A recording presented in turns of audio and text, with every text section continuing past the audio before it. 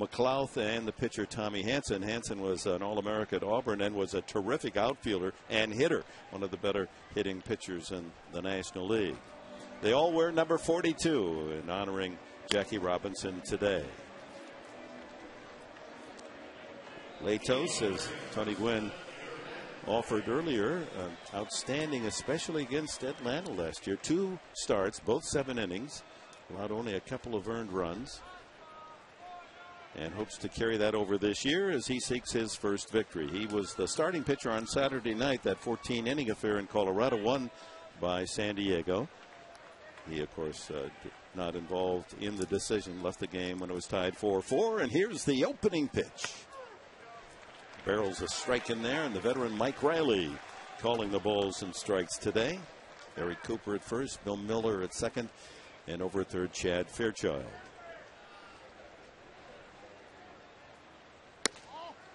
Slider away, 1-1. Yeah, Latos is going to have to change speeds today. Mix in his breaking ball with his changeup. Diaz takes a fastball away. 3 for 17 at the start of this year. 2 years at Florida State, where he starred.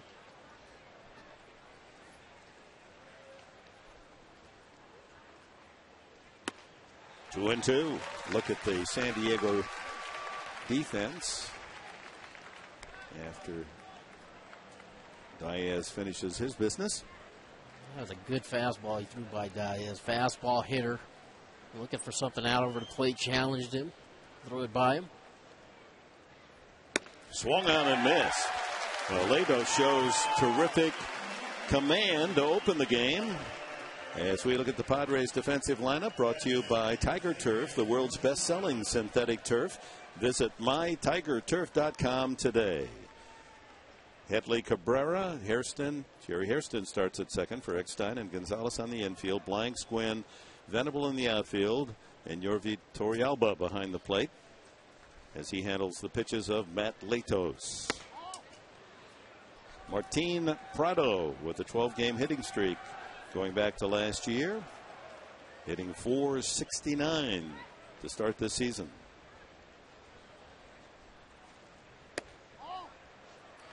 Yeah, that gentleman we saw briefly might have been here in '84. Maybe he never left. He had his 20-year season ticket patch on his shoulder right there. All right. He's got the San Diego New Look Military logo look as well. Out of play, upstairs off to the right. And early on here, Latos, no question, establishing his fastball. Working both halves of the plate. 2-1 pitch. Fouled upstairs.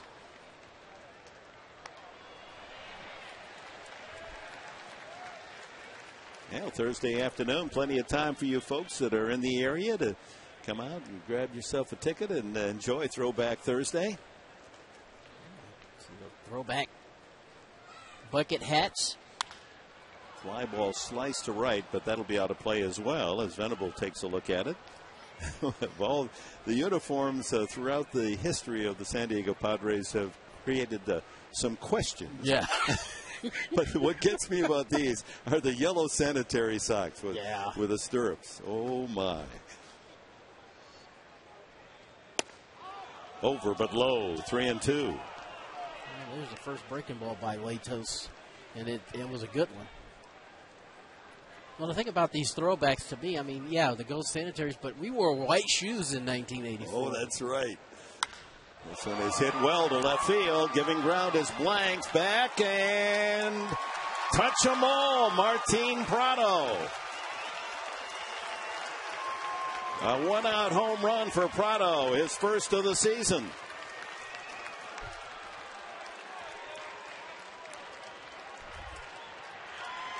Latos gave up 3 home runs in Colorado on Saturday night, all solo.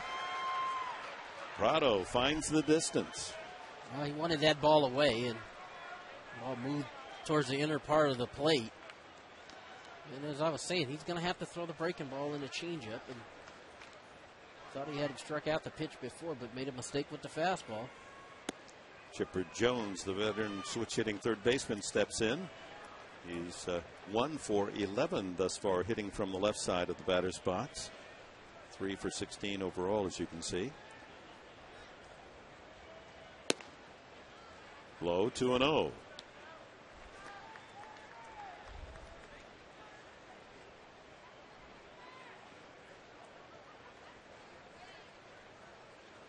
Jones out in front of a change.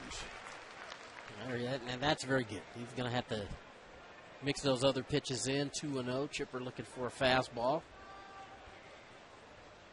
Took a little bit off with the change. And downstairs again, 3-1. Of course, you see the initials RAK on all the uniforms. In '84, Ray Kroc, then the owner of the Padres, passed away in January, and the team saluting their beloved owner throughout the year there on the left shoulder.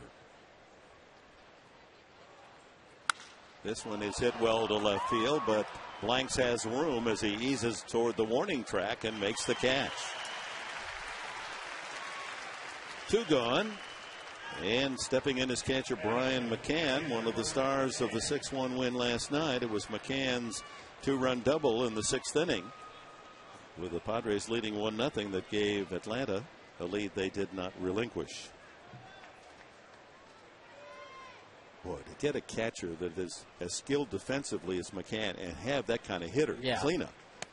Yeah, I mean, and there's only a handful of catchers who hit in the 3, 4, 5 spot on most major league teams, and McCann's is the whole package. He's really good defensively, offensively. He's a power guy, can hit the ball all fields. One of their leaders, takes control of that pitching staff. Boy, good young player. Sounds like you're talking about Johnny Bench. No. Pretty good one down in the dugout of the Padres. Ted Simmons, the bench coach with Bud Black. Yep. 2-1. Ted could put some hurt in some baseballs. Absolutely. Switch hitter with power. 2-1 pitch. Fouled. That went into the second tier. In and out of the hands of a fan. Just doesn't seem fair. It's always the first guy that doesn't get the ball. He doesn't have a glove, and then it rolls out, and somebody just reaches up and picks it up and they say, "Wow, I caught a ball at the game today." A high five. Full count to McCann. He has walked 8 times, along with a .348 average, a couple of home runs. He's walked more than any Brave.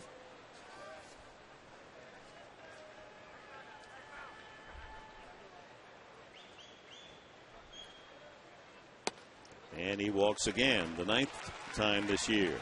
So a 2-out walk to McCann brings up first baseman Troy Gloss. And Darrell Balsley is going to go out. He sees something that he does not like in the delivery or the attitude of Latos. Perhaps shaken to be hit early with a home run ball off the bat of Prado. Early on, just looks like he's throwing a lot of fastballs. And at some point you're going to have to throw your change. He's throwing one changeup. He's throwing one breaking ball. And you just can't go after major league hitters with just a fastball, no matter how hard you throw it. Those guys are paying attention on the bench, and these are the kind of patterns that they look for. They look for guys, struggling a little bit, feeling like they have to throw the fastball. Now, in the case of the veteran Troy Gloss, who doesn't quite have that bat speed that he once possessed, that maybe the fastball is the call on him. Maybe he won't catch up to it. That's exactly right. But, the other side of that is, veteran hitter is able to use the whole field. That pitch at 93 miles an hour. 1-1. Because most major league hitters, Dick, are not afraid of the fastball. I mean, if you're worth your salt, you're pretty confident if they're just going to chuck fastballs out there, you're going to be able to take a pretty good swing. Fouled at the plate. 1-2. A run in on Martin Prado's first home run of the season into the lower left field deck. McCann at first base with a walk. 2 gone. I know for us fans, we kind of like to see the throwback uniforms. I wonder from a player standpoint what they think. Pull over tops. Fouled again, cued off the head of the bat. I kind of miss, frankly, when I played and coached, I'd like the sanitaries, the stirrup, show a little sock. Yep. And these pajama pants that they're wearing today. They're not quite that high a stirrup, mind you. Blanks out and left. 2-2. Yunel Escobar would be next.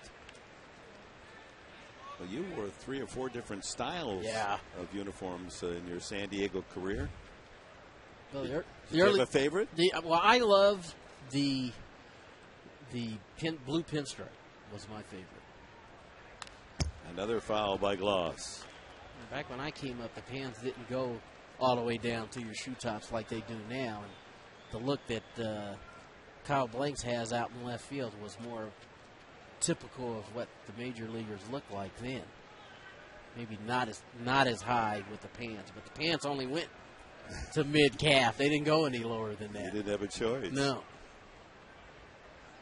Swung on and missed, strike 3, and the breaking ball gets Gloss. The Braves strike with a home run by Prado, and we go to the bottom of the first inning. Cabrera, Hairston, and Gonzalez for San Diego. 1-0 Atlanta.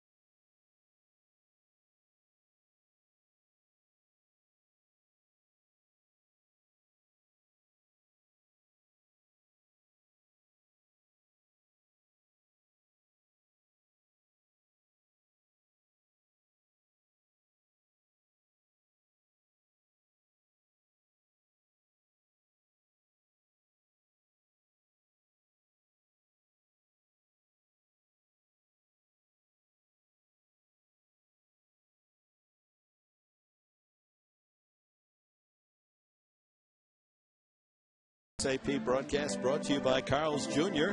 Try the Big Country Breakfast Burrito with eggs, hash browns, and savory sausage gravy. In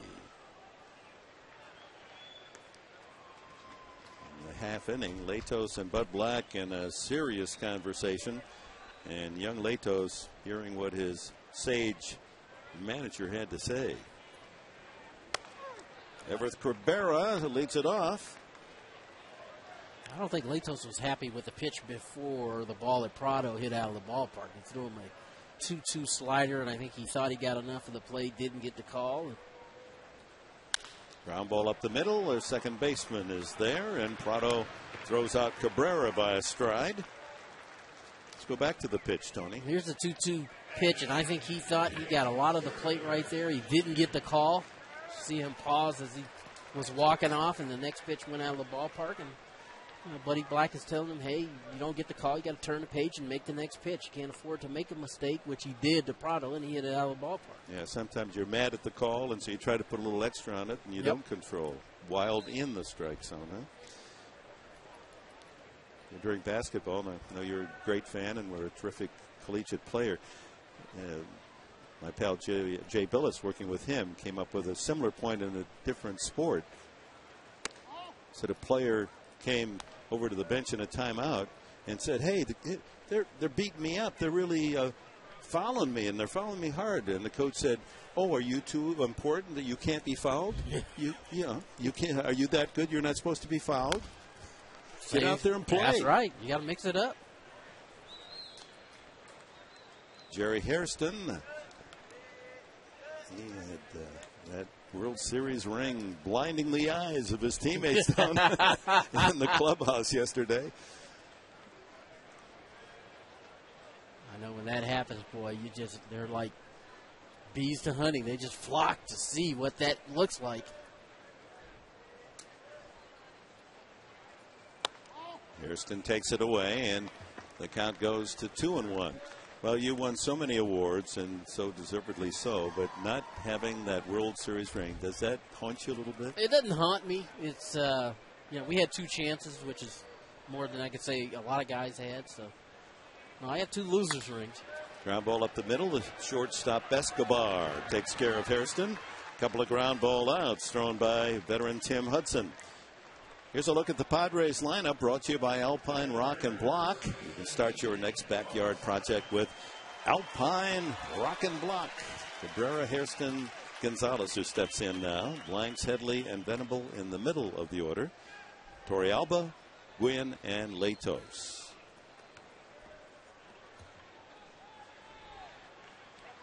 Gonzalez, 6 for 12 against Hudson, head-to-head.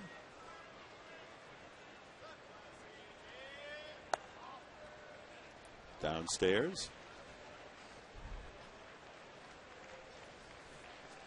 Hudson only 2-1 last year, but he was coming back from Tommy John elbow surgery.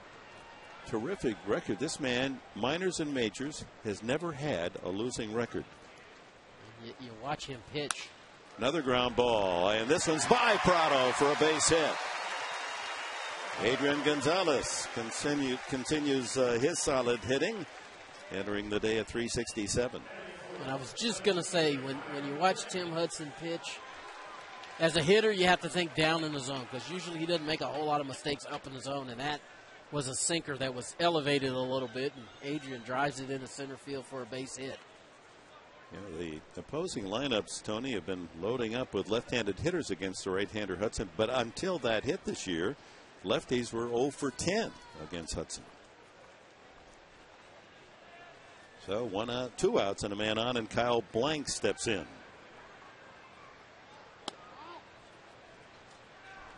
Blank's a home run on the home opener on Monday. Has 6 RBIs.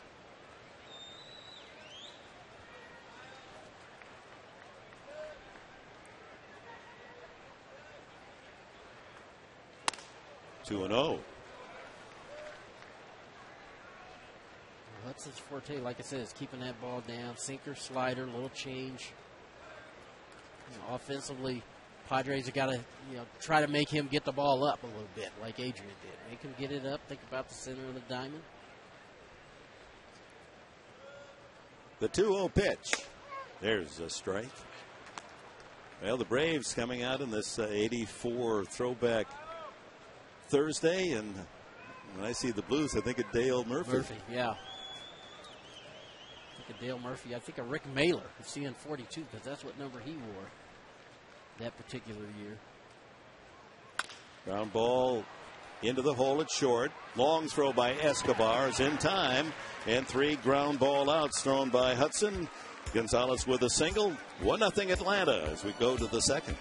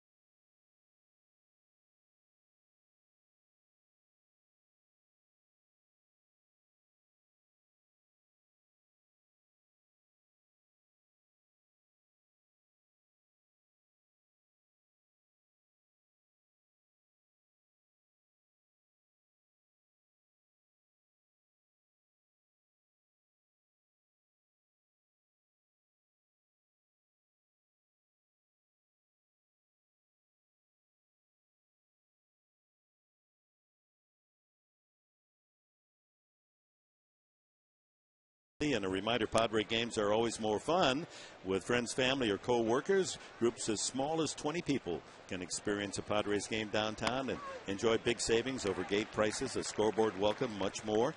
Petco Park offers exciting group facilities to fit your group's needs. Reserve your group ticket today by calling 619-795-5555. Operators are ready for your call. Latos top of the second to Yunel Escobar, the shortstop of the Braves. 1 ball, 1 strike.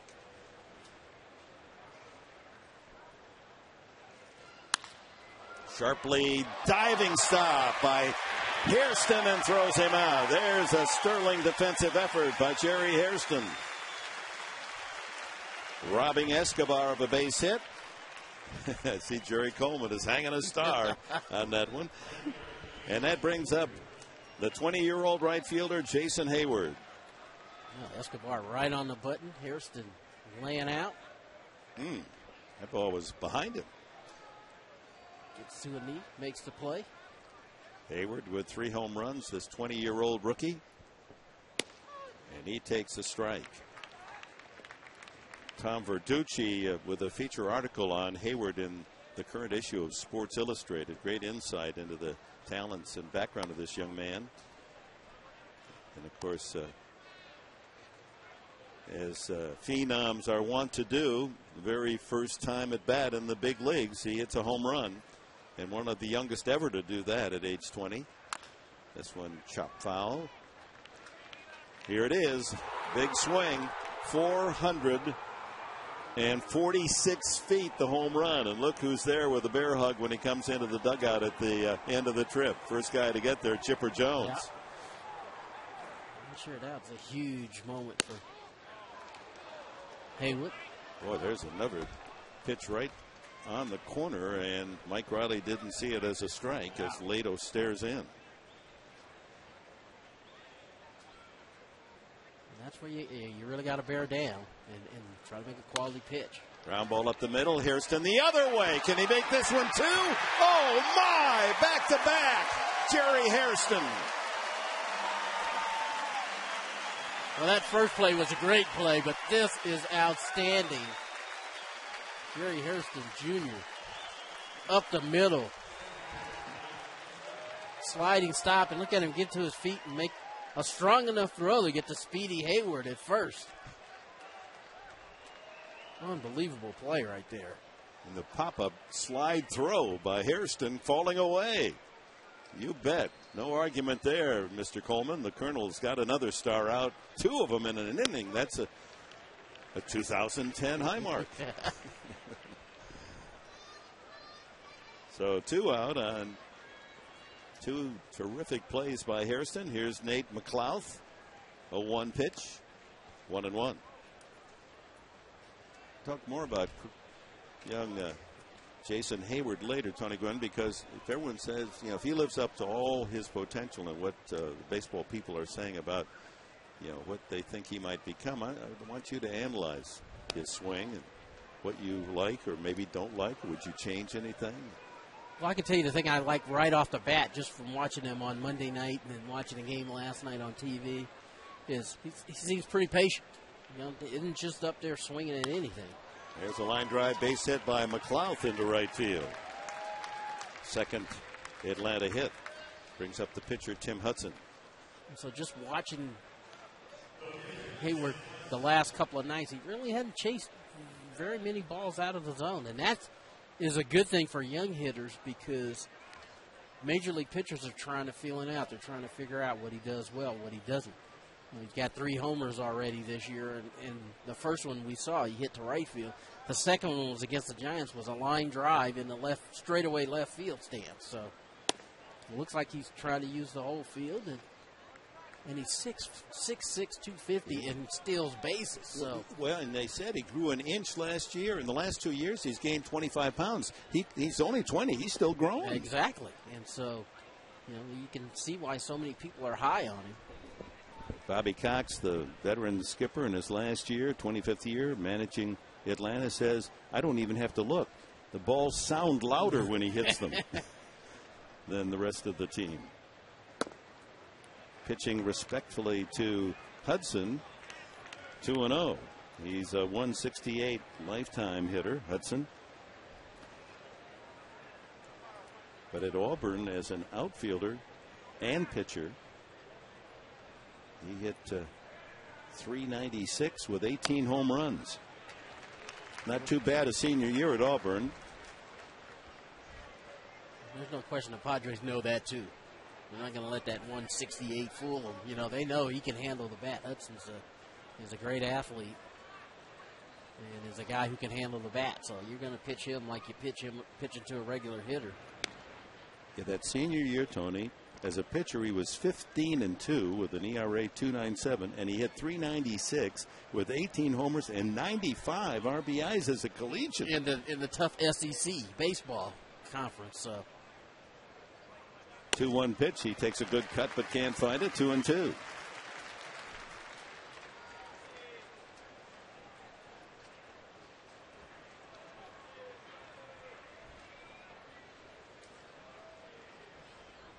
McLouth with his lead. Not likely to steal. This one's fouled out of play. You throw him out trying to steal, then you got your pitcher leading off no matter how good a hitter he may be. So you got to figure that holding him there. Yeah. You saw Hudson there with 2 strikes. He didn't try to pull that last pitch. He tried to hit that ball to right field. So, again, you know that he's a guy that can handle the bat. Fouls that one back. High fastball at 94 miles an hour.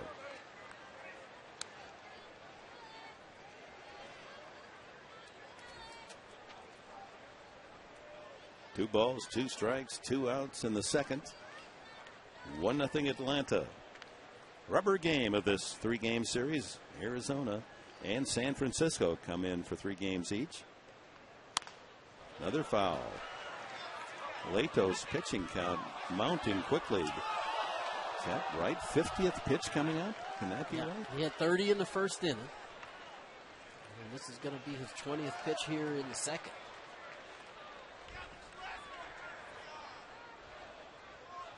Again, the 2-2. Gets him. 3rd strikeout for Latos. No runs a hit, and the man left for Atlanta.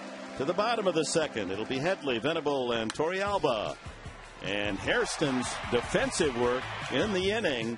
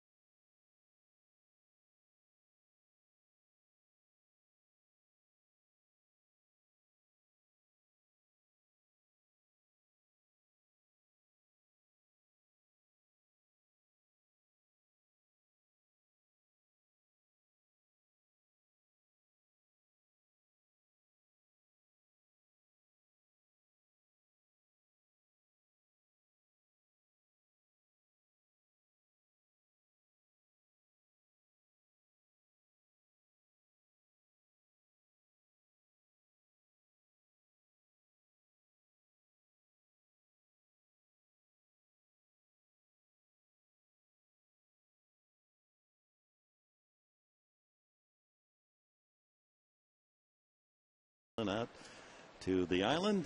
Remind you, be a part of all the action and fun at Petco Park in 2010 as your Padres bring their athletic and exciting brand of baseball Get your 2010 Padres season tickets and save up to 35% over gate prices. Season tickets are the best way to secure your seats, biggest games, matchups, and promotions. First pitch is swung on and a high fly ball by Diaz to center fielder. Or check that by Chase Headley to center field. Trying to read the Petco commercial and looked up, and all of a sudden we got an out, and with these uniforms, not quite sure who's playing. Anyway, you know the number, 619-795-5555. Operators are standing by. Still can order your mini ticket package, season tickets. Games available. Venable, 267. 2 home runs and 7 runs batted in. A couple of triples early for Will. 1-0 Atlanta, bottom of the second. Good sinker. Yeah. And when he's on, that's the pitch that I think most hitters, especially if you're left-handed, that's the pitch you think about. Because that ball starts out like it's going to be knee-high, and then the bottom falls out of it. Breaking ball catches the knees, and it's 1-2. Hudson now 34 from Phoenix City, Alabama.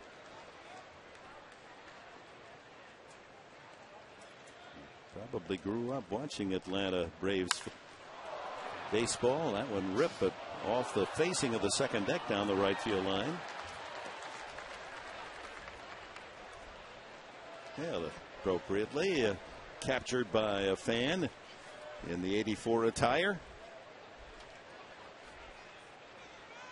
That's something that didn't exist in '84. I mean, fans existed, but the digital camera did. Yeah. Taking pictures and movies. Can't get away with anything, no, Tony. You just can't. Broken bat fly ball down the right field line. Will it stay fair? No. Lands down in the corner, and Venable will have to go back and get a new piece of wood. Looked like that changeup and hit that right off the end. And well, your kids are using the metal bats, yeah. but I am just absolutely flabbergasted, Tony. At here we are 9 games into the season. I've seen more bats shattered like that than in an entire year. Back when I was doing the Angels. Well, that's that new wood maple, and that's what happens a lot of times is you square a ball up and it can break. Back with a 2-2 pitch. That one's smothered foul. Well, the player I asked, well, why the maple and why not the old ash? Is it the expense or what? If they're breaking like this, and all of them say it, you just feel like you get a little more pop when you make good contact with the maple. That's what you hear. Now, my question to that would be, how do you trust something when you hit it on the barrel? Hit to left center field and hit pretty well. Back goes the left fielder and makes the catch. Diaz on the warning track. Venable sent that one a long way to the opposite field. I think that's part of that reason why they like using that maple is you put a good swing on it, and the ball maybe flies a little bit better. But I just never could trust something that if I squared it up and put it right where I wanted to hit it, there was a possibility of the bat breaking, and that was good enough for me. I was going to stick with the ash, and so. But a lot of guys like the feel of maple. They've had a lot of success with maple. Torrealba getting the start today. Nick Hundley on the bench. He's 1 for 8, as you saw, as a Padre. Fouls it out of play. When those old ash bats would fracture, it would be up on the handle, kind of an H fracture, but they wouldn't snap and the barrel fly to shortstop. Well, I played 20 years, and I snapped an ash bat in half one time. In your entire career? In my whole career. Have where it went, the barrel went flying. Outside, 1-1. I mean, it's dangerous. I agree. And when those shards, somebody's going to get hit with one of those, a pitcher or a fan. And some have been flying into the crowd. 2-1. And you know what? Ash is cheaper. So you would think a lot of teams would want to save some money spending it on ash. You think they worry about the difference at that price? Yeah, believe me. They believe me. I bought my own bat. So, Did you really? Oh, yeah. So I thought the ball club provided the that. ball club can provide them, but when you're, I hated to see Tony Gwynn's bats in the gift shop being sold for $200. So I bought my own, and I like the ash, to be honest, and that's what I bought. And it's low, and a 2-out walk earned by Yorvik Torrealba.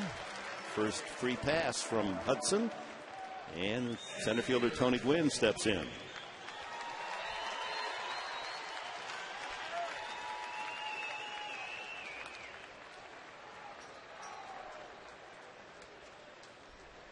Wasn't there one year when you were flirting with hitting 400 and you gave your bat a name, the 7 Grains of Pain? Well, with ash, there's you have where the wood is. When you make it into a bat, you'd had these, we call them little layers or grains, and it was 7. It was 7 grains of wood that were. I mean, this bat was hard as a rock, and I as the year went on, I just didn't want to break it. So, I mean, I used that thing the whole year. The whole year, and it didn't break. And I saved it against certain lefties, so I didn't break it. But, yeah, it didn't. Grounded weakly to first, and Gloss able to beat Gwynn to the bag for the final out. No runs, a man left in the second. We go to the third here at Petco Park. The Braves leading 1.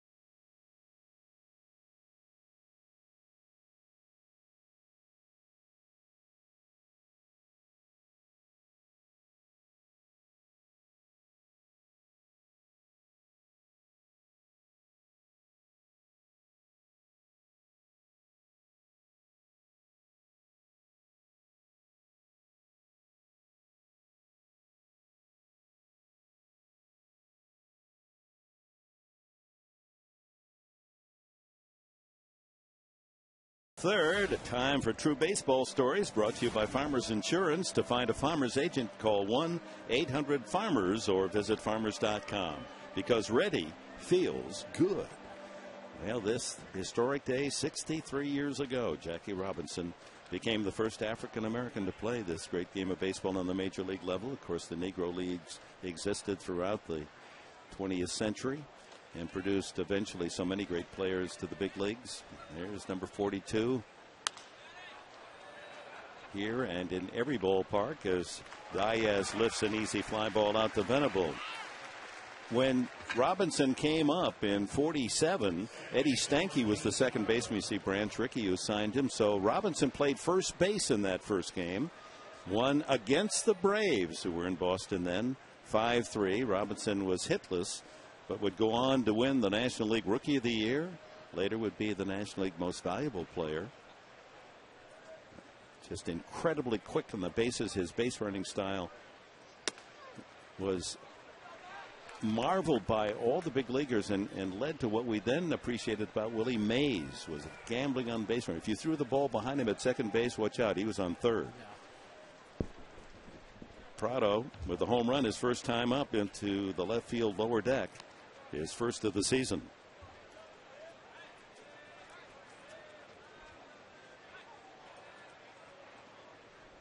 You can imagine the pressures that Robinson carried into this game. Fouled away. The bias at the time, many Americans felt there was no room for a Negro in the national pastime, and what would happen? Would the black players take over, and the fears and unknowns? And Jackie died at a very young age. Ground ball weakly up the middle. Hairston gets an easy chance. 2 away. Jackie died at the age of 53 in 1972, and I had met him, and I was working at Gene Autry's radio and TV station in Los Angeles, and I tried humbly to write a eulogy on Jackie, and one of the things I remember trying to say was that he died so young. Here's Chipper Jones, swing and a miss, because he lived 2 years in every one. He shouldered so much in his lifetime and did it so elegantly. I mean, can you imagine calling you names and spitting at you and all the things that happened to him? And he had kept his shoulders high, and he just came back and beat you. Yeah, beat you. And I growing up in the era in which I grew up, getting a chance to talk to Don Newcomb or, Joe Black, some of the old Dodgers, Sweet Lou Johnson, and then they tell you stories about how he just beat you. He, like most people, was upset at some of the things that were happening, but he couldn't control it. So he worried about the things that he could control, and that was on the field. He would beat you. And, boy, they would tell you with such flavor, oh, he would beat you. And you better be ready at second base on a double play ball if he was coming down from first base. Yes, sir. He played the game hard. 3-1 to Chipper. And there's a strike from Matt Latos. Bases empty here in the Atlanta third. 1-0 Braves on Jackie Robinson Day and Throwback Thursday, reflecting on the '84 San Diego Padre World Series team. Swept to first. Gonzalez beats Jones to the bag, and it's a 1-2-3 inning for Matt Latos. Middle of the third, Atlanta 1, San Diego 0.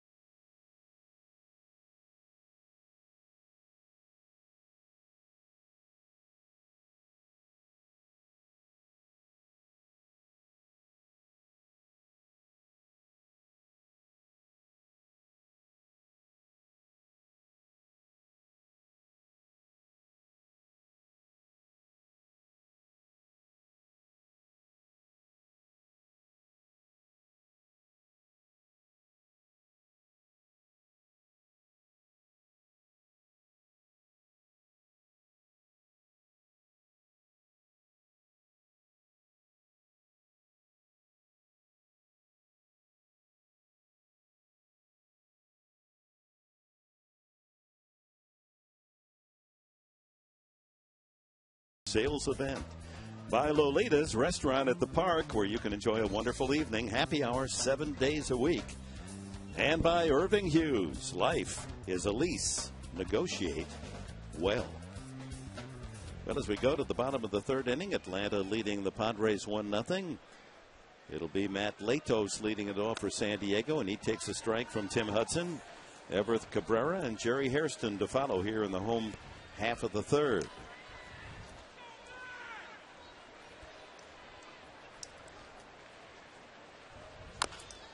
Chopped high in the air. Latos hustling up the line, but can't beat it out.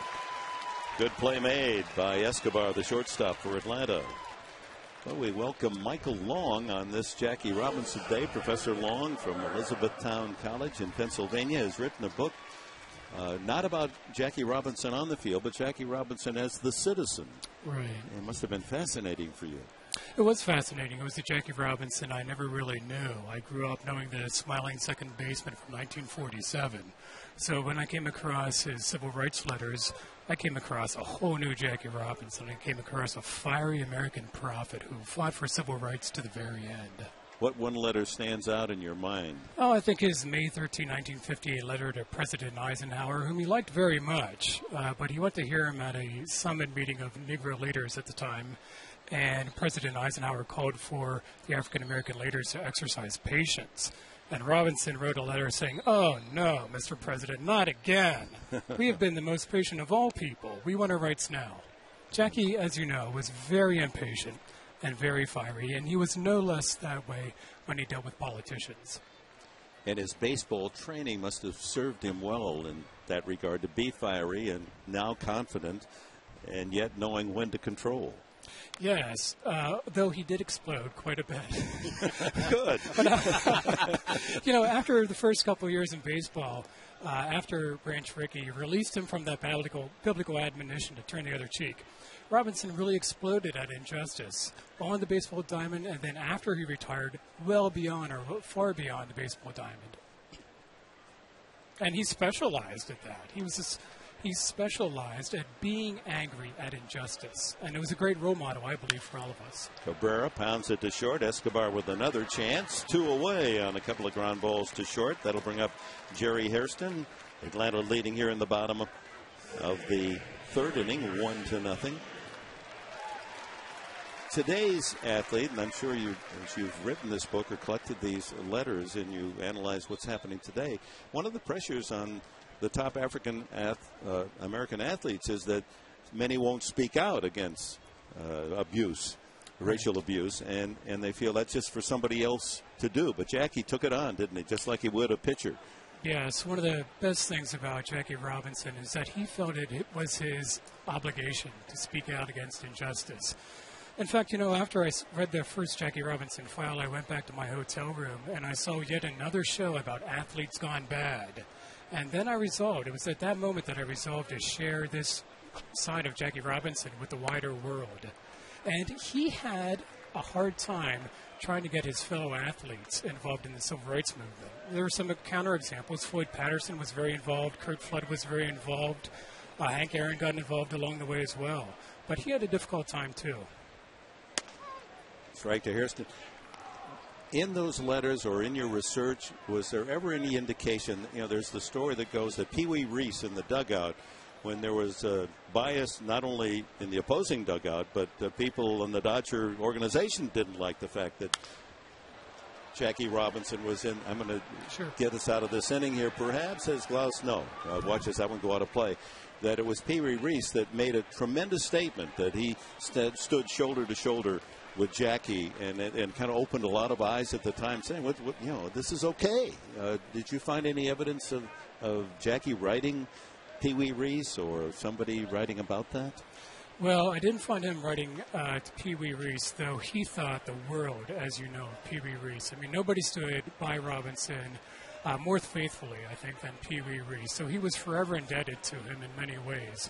And there were a number of players that exercise similar regard for Jackie Robinson through the years. And he was very much public about expressing his gratitude to those players. Yeah. He was a grateful guy. As he got older, he got crankier, but nobody. Don't we all? Yes, we do. But nobody was more grateful, I think, than Jackie Robinson for everything that life gave him. And he was a man driven by great faith as well. So he always started his thanks with God. Tony, would you like to?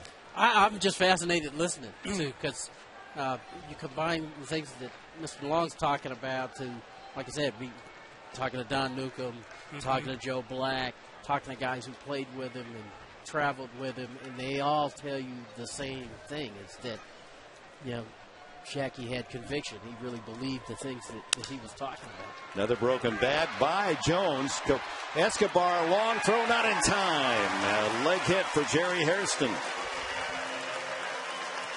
Padres' second hit of the game, 2-out single, brings up Adrian Gonzalez.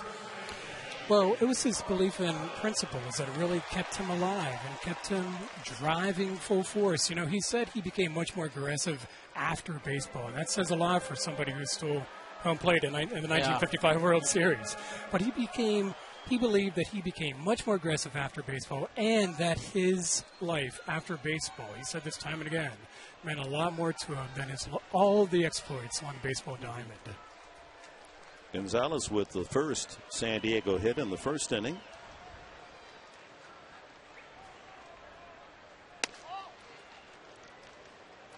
Well, I hope you've enjoyed your stay, however brief, here in our great city of San Diego, and I know they were blessed by your presentation at the Hall of Champions today for the luncheon. It's been wonderful. It really has. And thanks to George Mitrovich, a civic leader here, for making it possible. Well, he's a great baseball fan as well, as you know. Yes. And driven by principled conviction, just like Jackie Robinson. The title of Professor Long's book is The Civil Rights Letters of Jackie Robinson. The title is First Class Citizenship. First Class Citizenship. It's a great read. We hope you fans will visit your favorite bookstore and enjoy a copy. And thanks to Rachel Robinson for making the book possible as well. She's a wonderful person. Oh, is she a beautiful lady? Isn't she? And check out the Jackie Robinson Foundation online. They're building a museum for Jackie Robinson in New York City, and they're in the midst of a campaign. And she needs your help. She needs my help. She needs everybody's help. She's a wonderful woman. Great, great, great civil rights advocate, just like her husband. Well, it's great that you've helped us to be even more aware and to keep the pulsation that it started with Jackie Robinson putting on the cleats in 1947. Right. Keep that heartbeat going. There is no better advocate in my mind for first-class citizenship than Jackie Robinson. He wanted all of us, no matter the color of our skin, to have the right to life, the right to liberty, and the right to the pursuit of happiness. That's what he was after, and that's the dream that we still need to fight for, especially today on a beautiful day like today. It's a grand day in Major League Baseball. It's Jackie Robinson Day. Talking about a true American hero. Gonzalez, another walk for Adrian Gonzalez. For the first time of the game, Hudson will pitch with 2 men on base. That's his second walk. Hairston moves up into scoring position in this 1-0 affair. As you look at Randy Reddy, the Padres batting coach. Professor Long, don't you feel like every young person should read this book? Oh, absolutely. And Jackie Robinson loved young people. He gave a lot of his time to CORE, which is Congress of Racial Equality, which really organized the sit-ins and the freedom rides in the early 60s. And he started a foundation for young folks in the civil rights movement. And what I hope they'll do is understand that athletes can be a lot better, and that somebody like Robinson just calls not only athletes, but all of us to fight for first-class citizenship. And, you know, really, I think that's what life is about here in the United States. It's fighting for first-class citizenship, especially in the midst of so many nightmares that we experience here and there. And our young people can't even imagine what it was like back in 1947. I'm old enough to remember. Yeah. And I remember my dad taking me to a game at Briggs Stadium in Detroit, and Larry Doby, who was the first African-American to play in the American League. That one smothered foul is with 2 on and 2 out. Kyle Blanks is up there. And we were poor farmers. And my dad never made more than $8,000. And I went to a one-room school. We had no indoor plumbing. But we went to see Larry Doby, the fascination with a black man playing baseball. And my dad said, you know, we may never get to go to a game again. I said, why is that? He said, well, all the blacks will come and we won't be able to get a seat. And that was just the lack of intelligence on his part that he just didn't understand. And that, you know, the unknowns about the African American by an all-white little community, a farm community in Michigan, that's how he was thinking. Yeah, and it reminds me of a great letter Jackie Robinson received in 1947. It was from an African-American woman who owned a hardware store. It's a general store in the South. And she said that when Robinson came on, all the farmers from out in the fields came to her little general store. They all gathered around the radio because, wow, they had a hero now in Major League Baseball that they never, ever had before. So he changed not only Major League Baseball and professional sports, he changed the everyday lives of countless citizens. That is a point to underline Yeah. why you wrote this book and why it is so important that we celebrate Jackie Robinson Day. Well, we wish you well with the success of this book. And again, it's First Class Citizenship by Michael G. Long.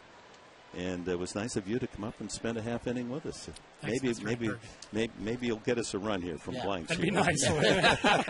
That's really Tony's job. Yeah. Tony does a good The organization gave me a great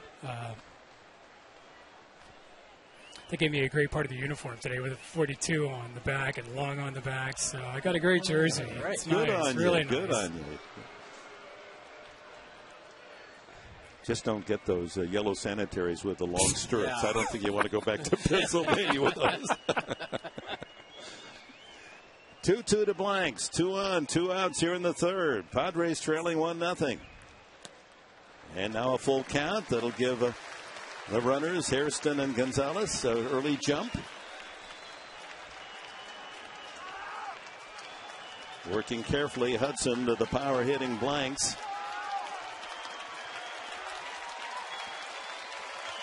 Be a nice punctuation mark to your visit, Michael Long, if he got a hold of one here. Inside. Ball 4. The bases are loaded. It's time for somebody to steal home plate. That's right. And I guess that's one of the most memorable feats. And because of the Yogi Berra jumping up and down like a leprechaun when Robinson stole home, and Jerry Coleman next door was on the Yankee team at the time, said we all thought he was out, but you've got to depend on what side you were looking at it, as Robinson stole home in the World Series. Can you imagine? I spoke with Rachel Robinson about that, and she says when she sees Yogi now, they never really greet each other. Yogi says, out, and she says, safe. That's great. And I saw Sharon Robinson earlier this week, and she said that Major League Baseball has actually used new technology to analyze the steal. And, in fact, Robinson stole the play, they now say. Though I'm sure that's still debated. Headley takes, and the count goes to 2-0. So suddenly, the veteran Tim Hudson having control problems after the 2-out infield hit by Jerry Hairston. Walks to Gonzalez and blanks, and he falls behind the Padres' top hitter in the spring, Chase Headley, carrying a .424 average and an 8-game hitting streak. 2-0 with the bases loaded. He should get something he likes here. He does, and rips it right at the first baseman Gloss. An Adam line drive, and that ends the threat by the Padres in the third. I'll give you a look at the book. That's what it looks like. Jackie Robinson's face on the cover. Thank you, Michael. All the best. Appreciate it. Well done. Nice to meet you. Appreciate it.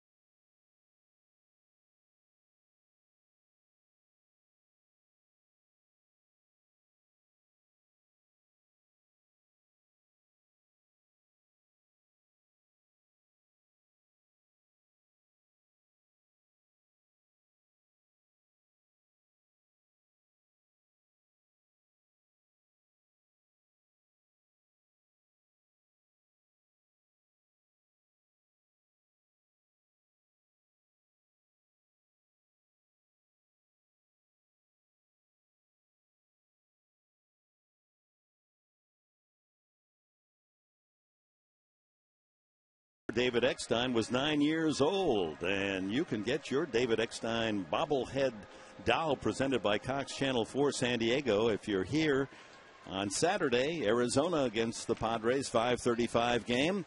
It's the first of 5 bobbleheads this season, so be sure to collect them all. 619-795-5555. Visit Padres.com. Get your tickets. We'll look forward to seeing you Saturday night, 5:35 on David Eckstein bobblehead night. That's a good one, too, huh? It actually looks like him. That's rare. Get one that looks like you. Well, you know, even when you get the Hall of Fame bus, I always marveled at the NFL Hall of Fame in Canton.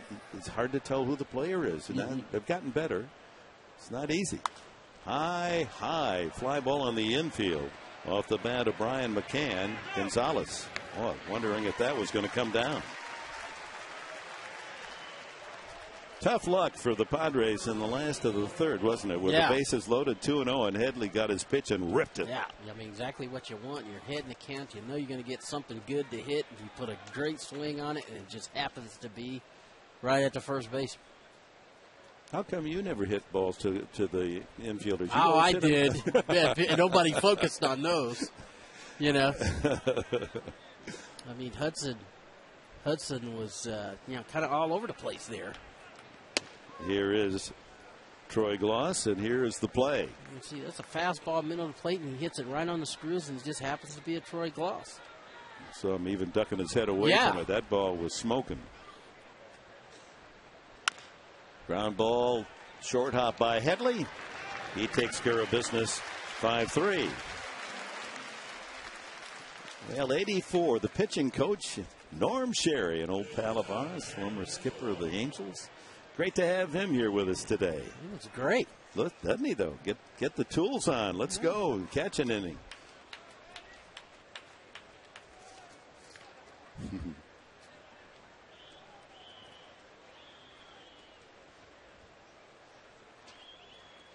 Yunel Escobar robbed of a hit by Hairston. Jerry Hairston Jr. out at second base, made back-to-back. Dazzlers, Escobar and Hayward robbed of hits in the second inning on back-to-back plays. One to the left, one to the right. That's going to fall into left field. Soft single with 2 outs here in the fourth. Only the third hit for Atlanta off Latos. The big hit was with 1 out in the first inning. Martin Prado's home run to left. Yeah, and after the first couple innings, Latos has really settled down. He had 50 pitches at the end of the second inning. And that last pitch was pitch 67. On the other hand, Hudson had rolled along, getting outs, and so their pitch counts are going to be pretty similar here going into the fourth inning. Young Jason Hayward, and he takes a good cut. Hayward, going back to the SI article this week, Atlanta had spotted him at age 11. He already was a Little League phenom, and he grew up just 25, 30 miles from downtown Atlanta. So they knew about this young kid that was just knocking the cover off the ball. His 2 parents, graduates of Dartmouth, 2 Ivy League parents. Wow. So he's a well-mannered, bright. Dad saw the talent, baseball talent, did everything he could to put him on teams, traveling teams as a kid. And then Atlanta fudged a little bit. Not that a ball club would do that. The runner goes, and Torrealba can't get the ball out of his glove. So stolen base by Escobar. Puts him in scoring position. Count now 1-1. In the article, Verducci says that Atlanta didn't change his height and weight as he grew. They kept all their notes coming out of the baseball school. He didn't grow for a long time. So other scouts with other teams said, well, maybe he's good, but he's such a small guy. We're looking for something a little bigger and stronger. Meanwhile, he's grown to 6'6", 235. Well, I remember seeing him as a high school senior. Oh, you playing did? in the ATLAT games that we had at San Diego State. Ooh, over the plate, but apparently low. You could tell he was, an athletic guy. He had good bat speed. Did you try to recruit him? No, because he was. If I'm not mistaken, I think he was going to Georgia Tech, or he had already committed to a school. And when you saw him play, you knew he was not going to college. He was, somebody was going to draft him. There's a line drive, base hit, right center field. That's going to get Escobar home from third and trying to cut it off, and successfully so is Gwynn. And that will hold Hayward to a double. But the Braves had another run here in the fourth inning on a 2-out single by Escobar and a solid rope double to right center from Hayward. And that's what I'm talking about, patience here. As we go through the Carl Jr. pitch track. Fastball away, fouls it off. Fastball away. Change up he lays off of. And there's a hanging breaking ball, and he whacks it in the right center field. And if that ball wasn't cut off, I mean, that's going to be 3 bases for Jason Hayward. I mean, this guy. The way he gallops, he might even have tried inside the park. Yeah, 6'5", 250, short stroke. Hits this ball on a line and takes off running. We're going to walk McLeod intentionally with the pitcher due next. Reminds you of anyone? I mean, everyone's comparing him size-wise to Dave Winfield. A left-handed Winfield, and he's going to get bigger, isn't he? Yeah. 20 years old. Not as tall as Darryl Strawberry, but a lot bigger than Darryl. I like the Winfield call, except him being left-handed. Mm-hmm. I think he's going to turn into that type of guy. Athletic, could run, hits the ball to all fields, very patient. We've seen good patience already from him. Wearing 42 as all the players are today, but in the regular season, carrying number 22, which was the number of his close friend in high school who died in a car accident. And on opening day, as most of you know, Henry Aaron threw out the ceremonial first pitch, the Atlanta opener, and it was caught by Hayward. And his parents, mother started to cry, saying, it's like the right fielder of old to the right fielder that's new. How good is that? Yeah. Chop foul by Hudson, who struck out swinging his first time up against Latos.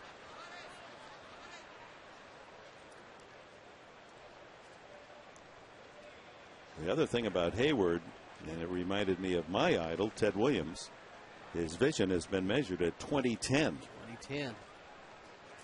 I mean, that's where you can read the commissioner's name on the ball.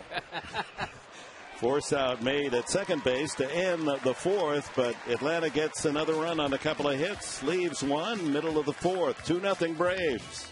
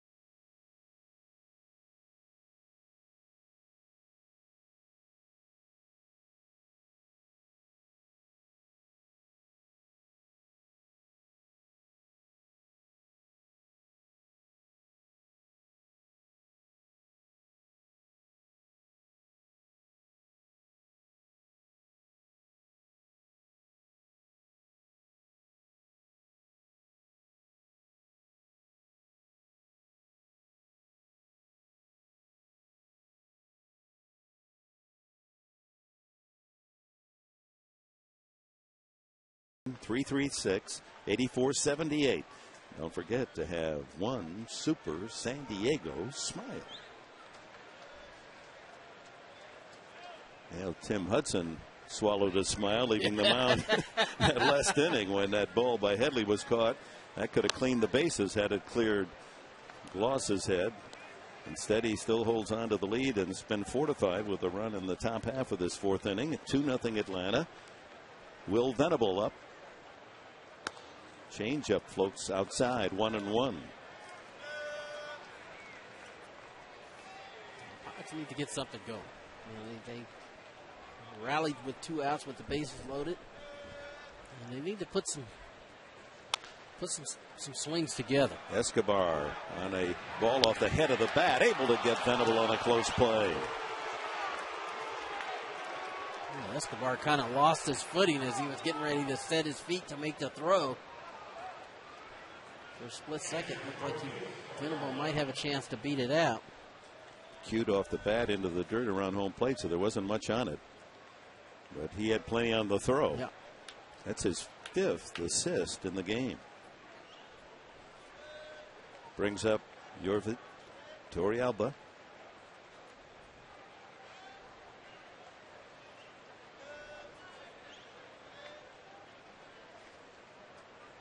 Swing and a miss.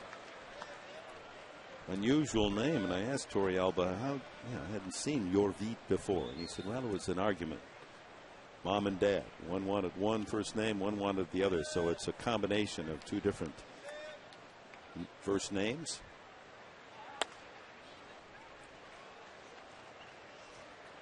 Were you named after a relative, Tony? Anthony? No. I mean, my mom and dad never told me I was, so I would say no. But we've had the combination package. Excuse me. Chop to third, bare hand, and the throw not in time. Chipper Jones must be wondering what's going on here. He has had 3 or 4 chances. Ball just smothered and slow rollers that he's had to charge in bare hand. And Torrealba, showing good speed for a catcher, has a hit. Well, that's the Hudson sinker. And when these sinkers are going really good, you're going to get balls hit like that are topped, beaten into the ground. You see Chipper trying to come in. His only chances with the bare hand. Torrealba just beats it out. And that's just a byproduct of a good sinker. When you got the good sinker, you're going to be a lot of ground balls, and hitters are going to have a chance to beat some of those out. Here's Tony Gwynn with 1 out, runner at first. That one misses. Well, 3 hits for the Padres, all ground balls. Gonzalez singled on the ground up the middle into center field. The other 2 hits infield by Hairston and Torrealba.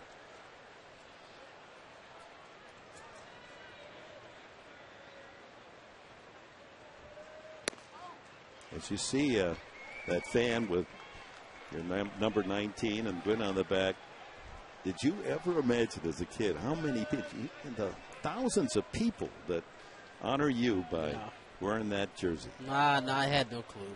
No idea. If you had, you would have invested. You're right. 3-0, and there are literally hundreds. Of course, going back to 84 and Tony's first of 8 National League batting titles wearing that uniform.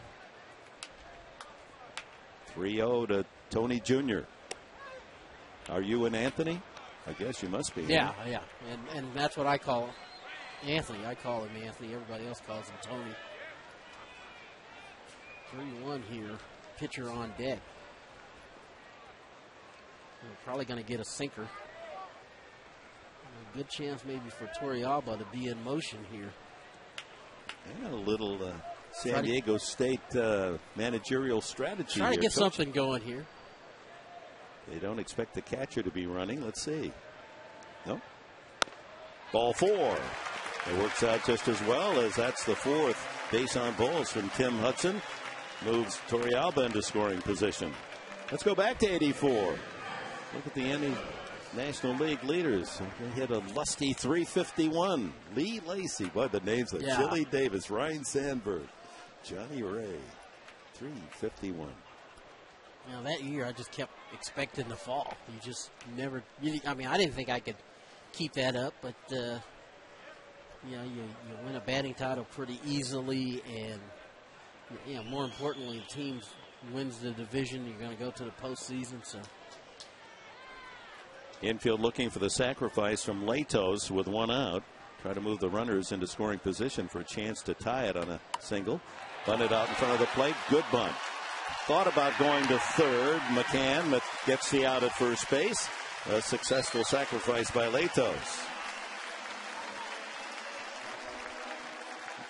Yeah, I like the fact that good fans of baseball recognizing how important the sacrifice bunt is. Give Latos a hand. He lays down a good bunt. See McCann look to third, takes the out. So that moves the runners to second and third, where a single can tie it up. Gonzalez there to congratulate his pitcher. Cabrera's due. A couple of ground ball outs today. Done his best hitting with men in scoring position, as you saw.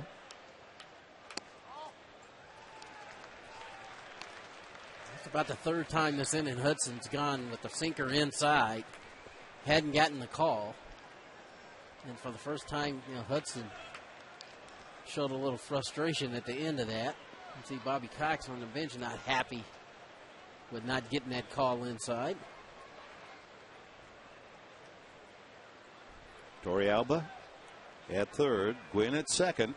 Plenty of speed out there at second, carrying the tying run.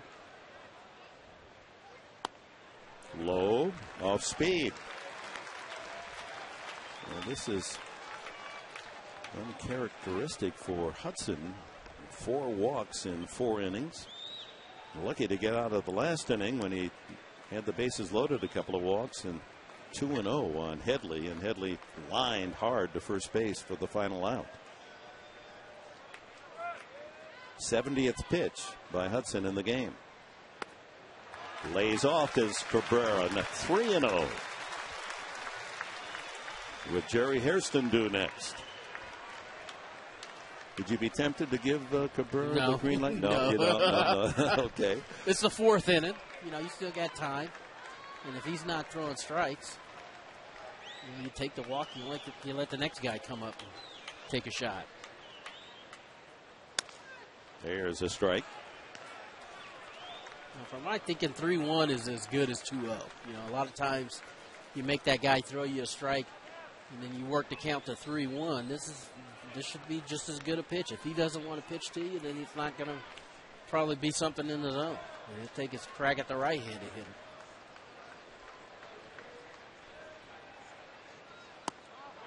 Ball 4.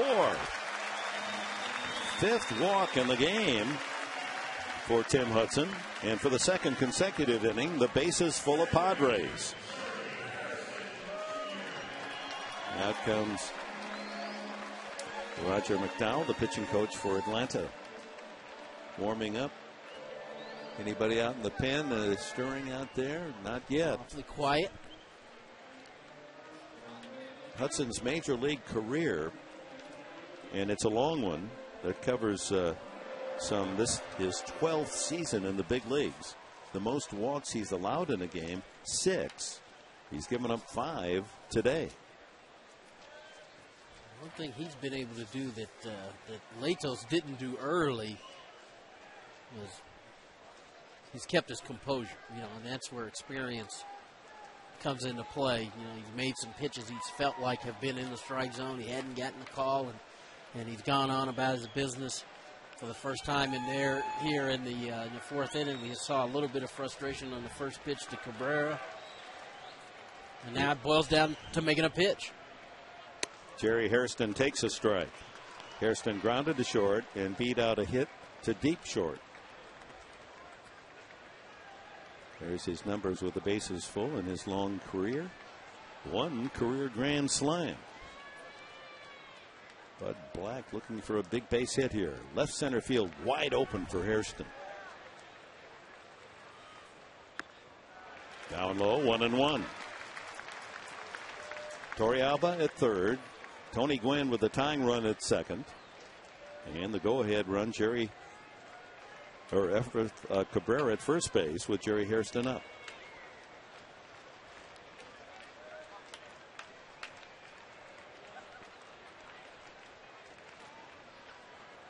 With Cabrera with a couple of groundouts, but that walk to load him up.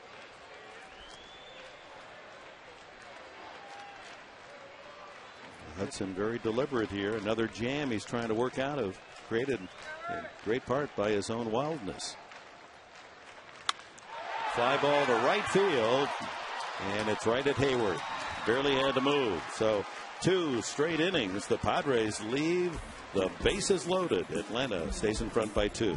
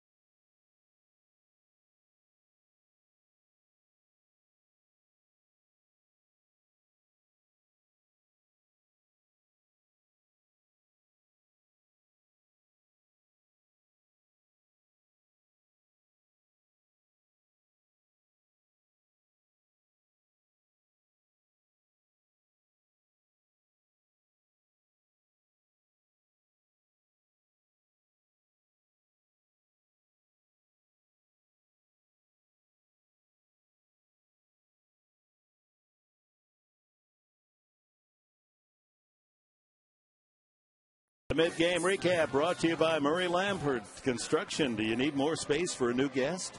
Visit murraylampert.com to see how easy and affordable a room addition or a second story can be.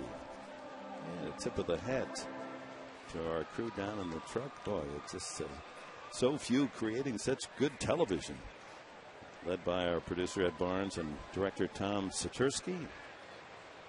Chiron, Bob and company. That was nice combination of today and '84.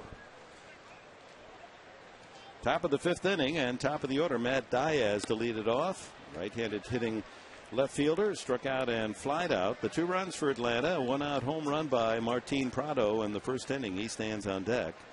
And a single by Escobar with 2 outs in the 4th. He stole second, came home on Hayward's double to right center. 2 hopper. Headley across to Gonzalez, and Diaz is out. But the Padre dugout ruining the fact that they've left a man on in every inning and bases loaded the last 2 against Tim Hudson. Yeah, well, you know, those 2-out hits are like gold. And both times the Padres had the bases loaded, it was with 2 outs. You know, 2 balls. One ball definitely hit hard, the other maybe not. First pitch into Prado is a ball. No, cold strike. Grounded to second his last time up.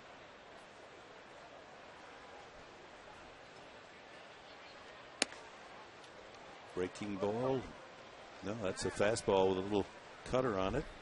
Misses away, 1-1.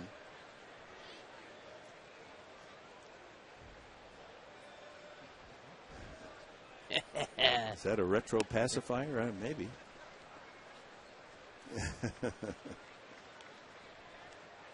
Take 2 and hit to right, young man. There you go.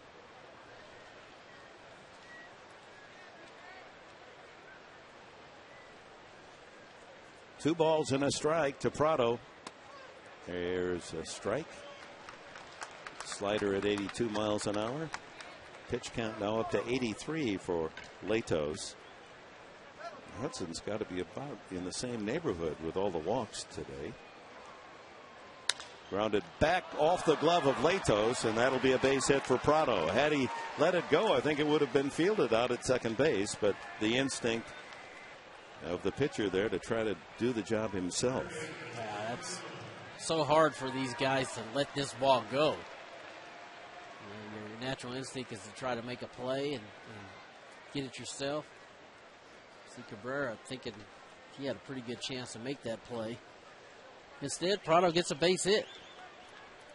Prado, 15 hits in the first 8 games of the season prior to today. That's an Atlanta record.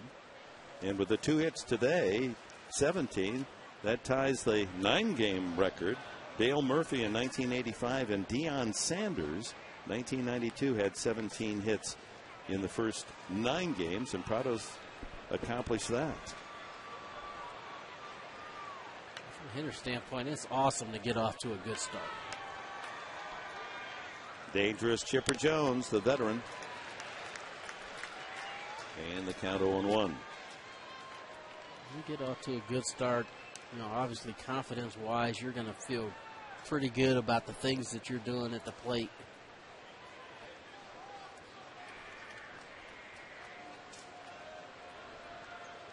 Infield looking for a pair. And they may have it. Headley. Hairston.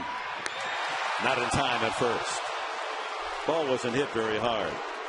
Good job by Prado barreling into Hairston. Hairston knew it was taking too long to get the throw from Headley, and he did. The only thing he could do was to try to jump up and put something on the throw to first base, and they almost turned this. Mm-hmm. Jerry Hairston Jr. showing his athleticism, skying up and putting plenty on the throw. Headley didn't get much, a little push throw over to second, so there wasn't much of a chance for Hairston. Brings up Brian McCann. He's walked and popped up. Oh, he takes a nice swing.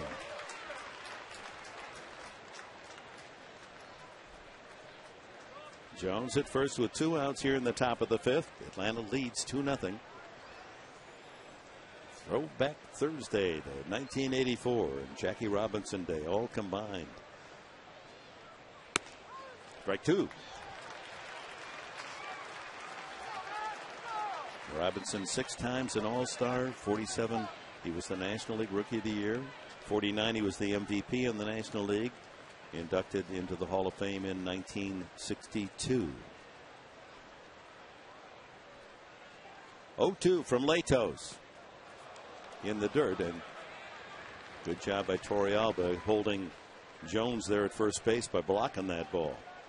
That's a tough block too. Looked like a little slider inside, and was able to keep it in front. See, he's pointing for that ball down in the dirt. And it's a nice block.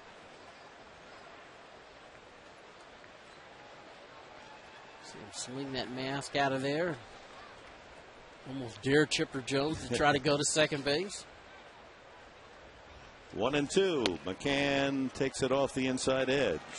Riley has not given either pitcher that strike. That's exactly right. You saw Torrealba after he made that pitch. That was exactly where he wanted it.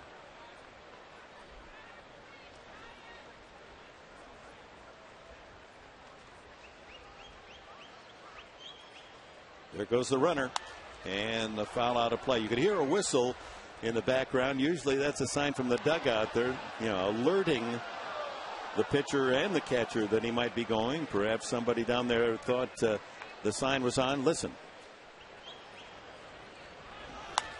That little sharp whistle, just a signal out there. Watch out, something's going on here.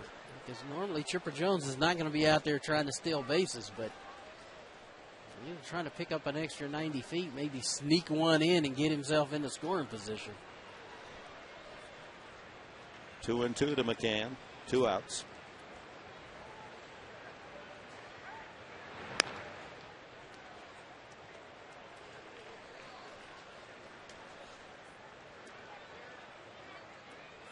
This completes the 3-game series with Atlanta, with Arizona in 3 on the weekend, and the Giants, first place Giants, in Monday, Tuesday, Wednesday. Ball driven deep but foul down the left field line.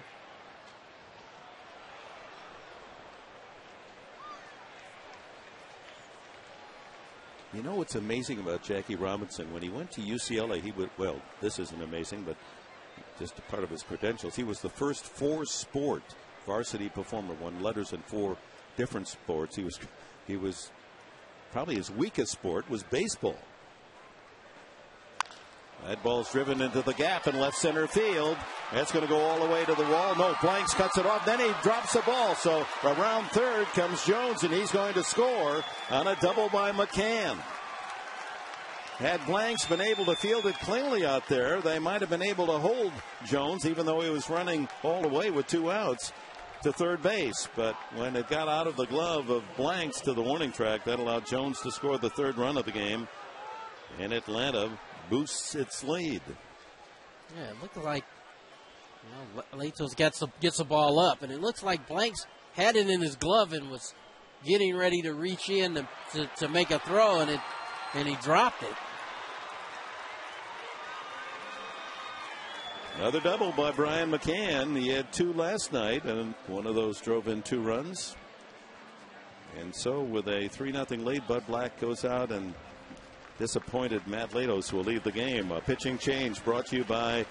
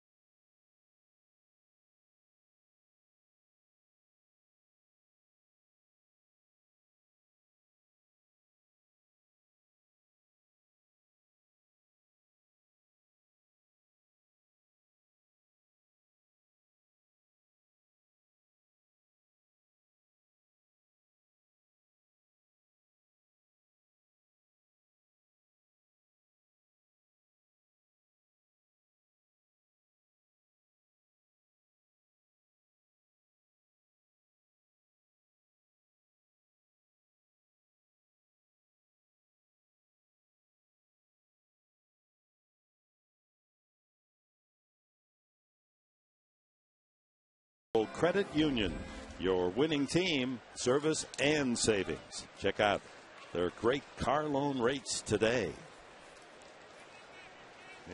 Latos got the first 2 outs in the 4th inning. Bases empty, but a single and a double. Hayward's double scored a run. He got the first out here in the 5th inning, and the infield hit by Prado, and a 2-out double. And they're going to charge Blanks with an error in left field, allowing the run to score. Official score ruling that he would not have been able to come around. So an error to Blanks. McCann continuing to find the gaps here at Petco Park with that double. Troy Gloss, the batter. Russell worked his last time out, 6 up, 6 down. Throws that fastball by the swing of Troy Gloss, 91 miles an hour. What was impressive on opening day, as he worked the final 2 innings and struck out 3 of the 6 men he faced, was the movement on his fastball. He was throwing extremely hard. Broken bat looper right to the shortstop, Cabrera. So the inning over, but another run for Atlanta. It will be an unearned run and a man left. 3-0 Braves.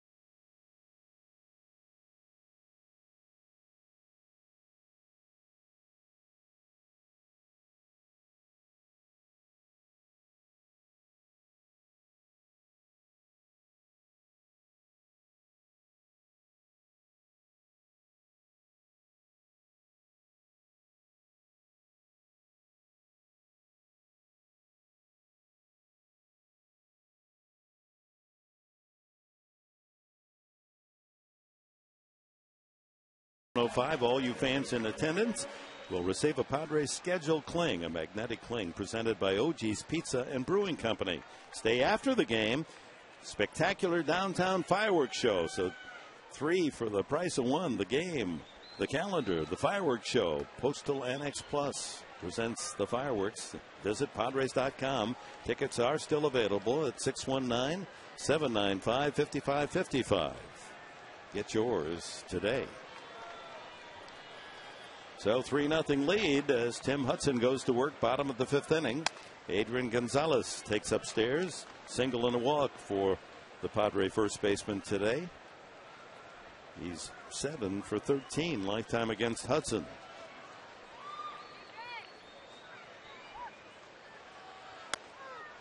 Breaking ball, 1-1.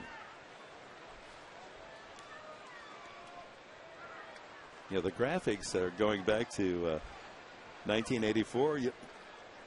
For my taste, I really like it. Yeah, I do too.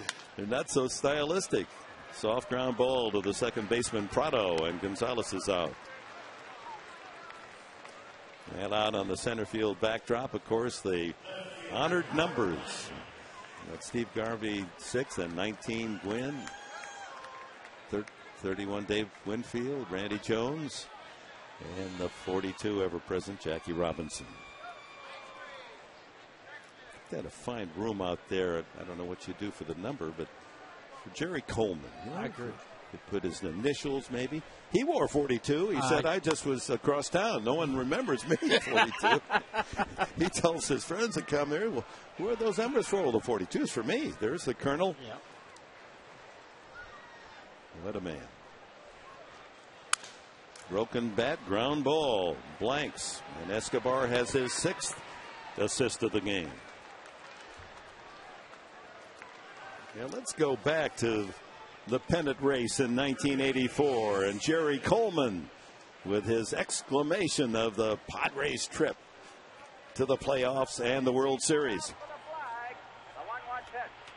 A one-hopper to Nettles to Wiggins, and the Padres have the National League pennant. Oh, Doctor, you can hang a star on that, baby. Does that give you a little Oh yeah, thrill again? oh yeah. That's being part of the first team to get to the World Series. Oh man, that weekend series being down 2-0 was electric. Another ground ball scooped up by Prado, and an easy 1-2-3 inning for Hudson, all on ground balls. Now chew slowly and digest, Jerry. Take your time. It's tough to do 2 things at once. Keep score and eat at the same time.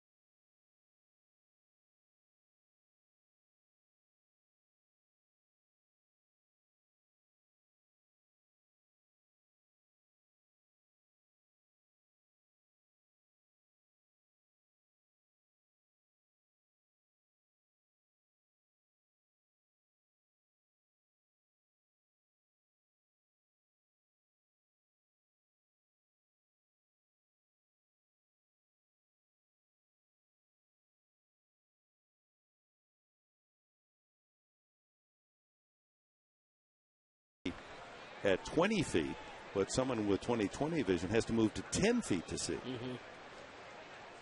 Well, I know what he's talking about. I had 20/10 vision myself. Line to second. Hairston back to first.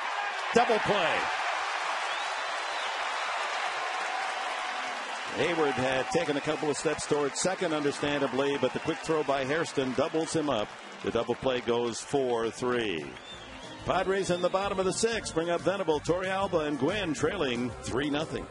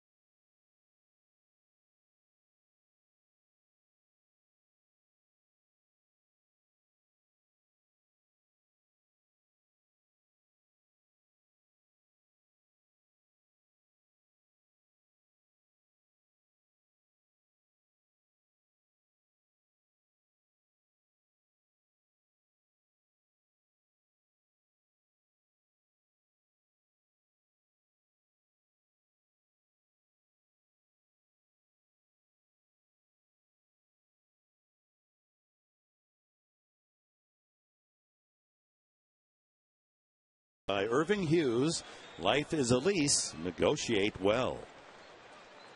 Trailing 3-0, bottom of the sixth. There's Will Venable to lead it off for San Diego.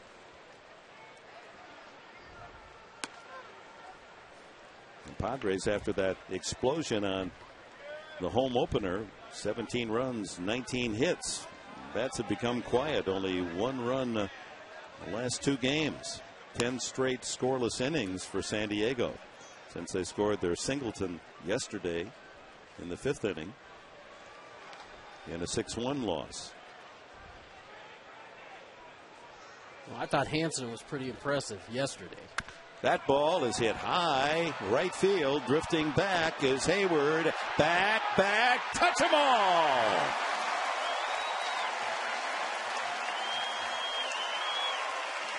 Number 3 for Will Venable.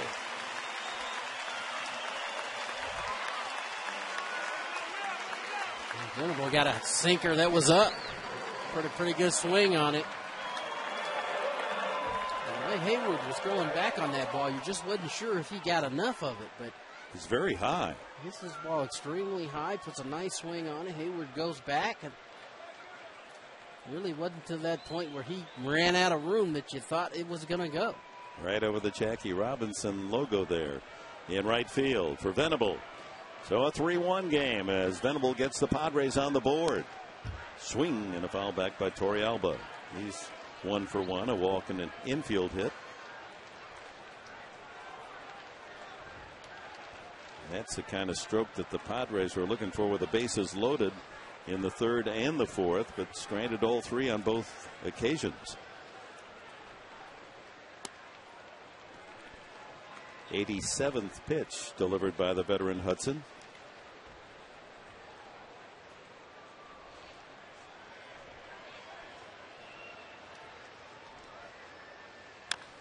Shot foul. Well, he runs that sinker in on right-handers.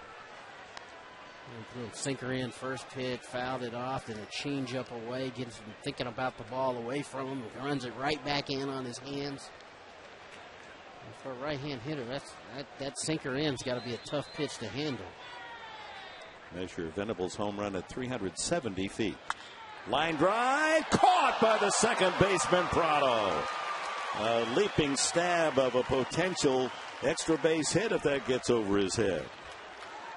Oh, tough hitting luck. The line drives have been finding Atlanta gloves. Well, that's what you want. You want Hudson to get that sinker up. He did. Torrealba goes the other way with it. And Prado goes up the ladder to make a play. Here's Tony Gwynn, grounded out and walked.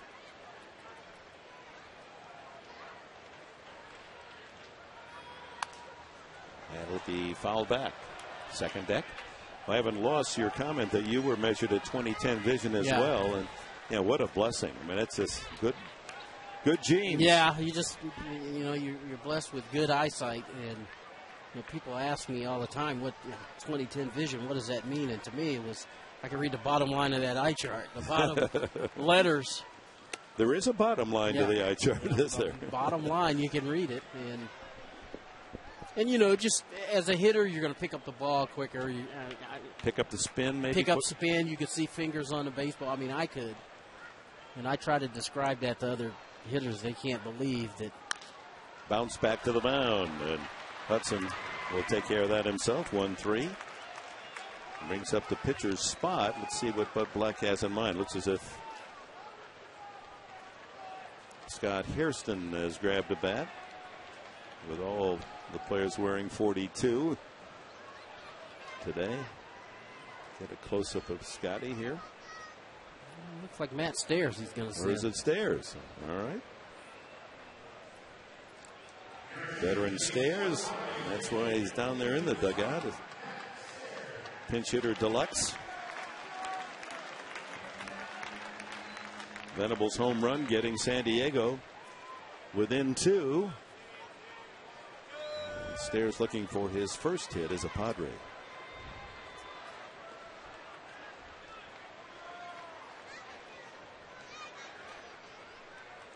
He's up there because he's had inordinate success in his career against Hudson and Atlanta. He's .333 lifetime against Atlanta pitching. 20 for 60 with 3 home runs. And against Hudson, he's 4 for 5. And he hits this one into the gap in right center field, and that's going to go to the warning track. Stairs takes a turn. Here comes a long throw to second, but cut off out in shallow right field. So a ringing double by Stairs as he joins the hit column as a Padre. And that brings up Cabrera. He just looked comfortable up there seeing that sinker.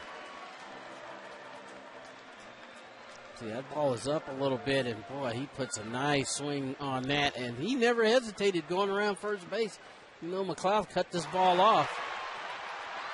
All the number 42s. He's wearing his age on his back. So he's in scoring position for Cabrera. 2 ground outs and a walk for the shortstop. That field plays Cabrera up a couple of steps. He's got enough power to hit it over their heads the way they're aligned at the moment. The infield, normal depth except for third baseman Chipper Jones in on the grass. 2-0. And it's early in the year. Some of these teams, they haven't seen a guy like Cabrera really drive the ball in this series yet. So you take a shot at not letting anything fall in front of him. But, Cabrera's a guy, you get a ball up to him, he can drive the ball. Atlanta bullpen is busy. 2-0. That's fouled at the plate.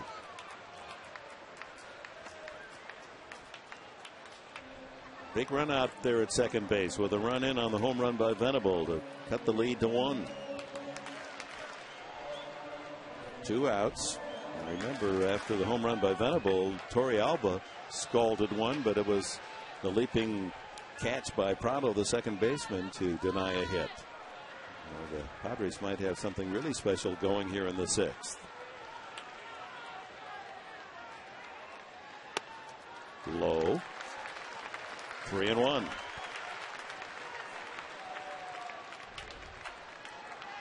both a left-hander and a right-hander throwing down there. And since this is the visiting team and they don't have their normal numbers on the back, you have to know them facially. Get some help and identify them. Couple of guys down there, Tony. There's a strike, 3-2. I think the left-hander is O'Flaherty. I'm not sure about the right-hander. We're guessing Medlin. Medlin, yeah. Because Moylan is the sidearm guy, so yeah. 3-2. Cabrera stares at second with 2 outs. A big at bat right here if you can get another run.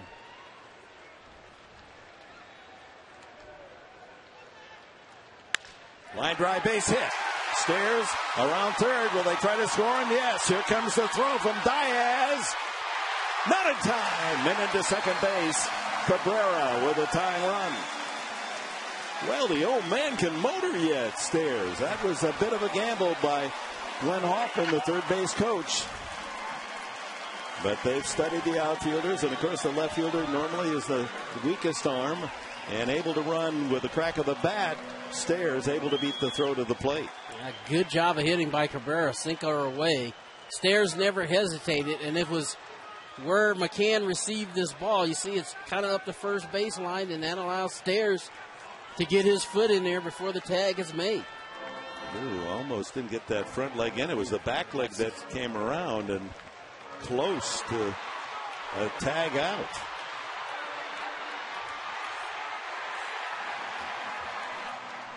So a big 2-out run scored by the Padres to make it a 3-2 ball game. 2-run inning. And that's going to be all for starter Tim.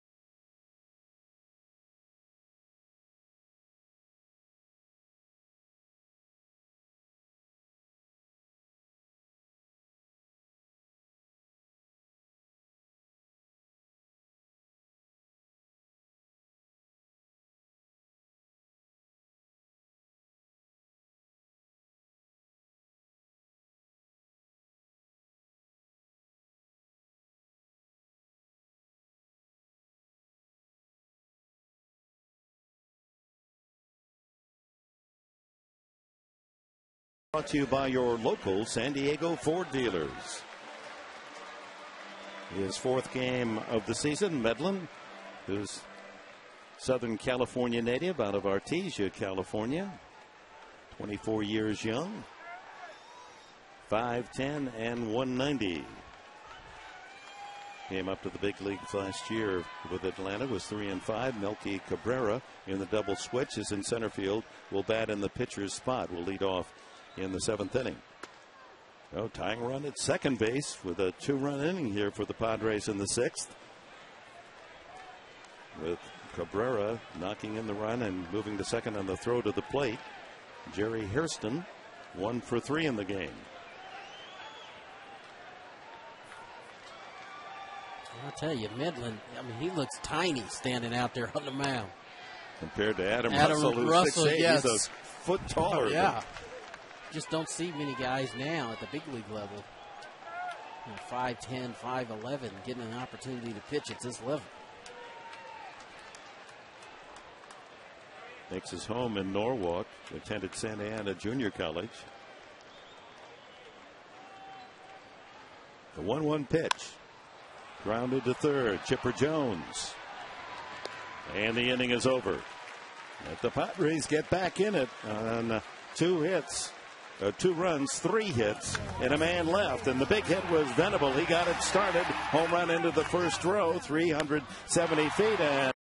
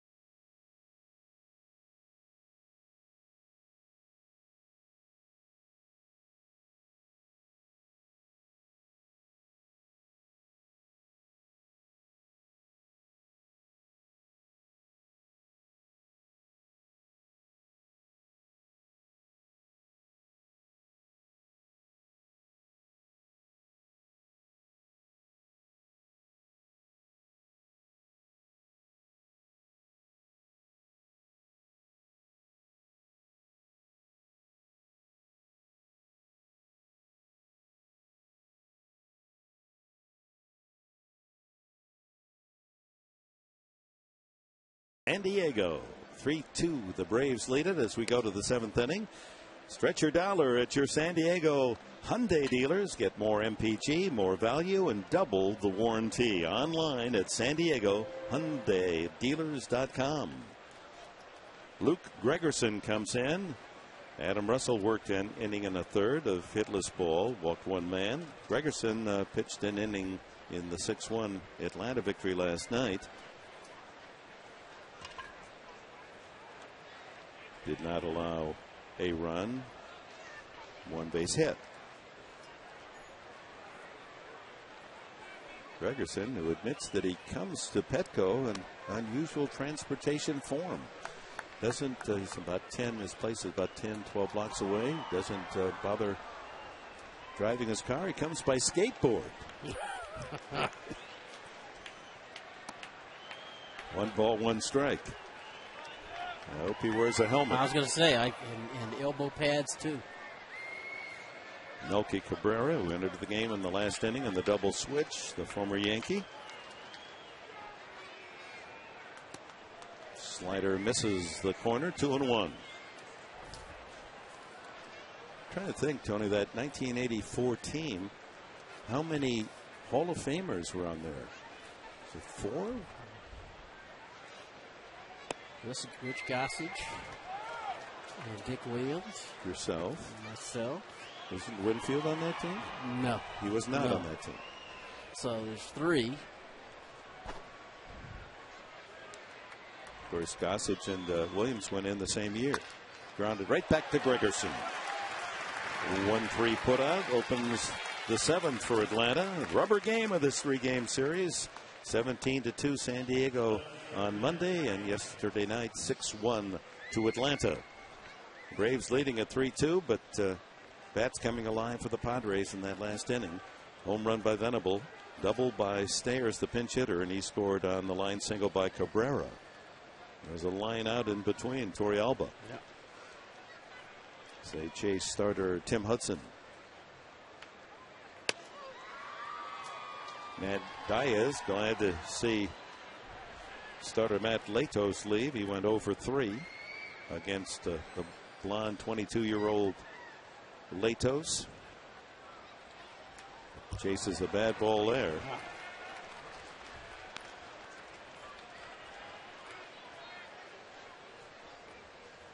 Really like Gregerson's stuff coming out of the bullpen. Fastball, slider.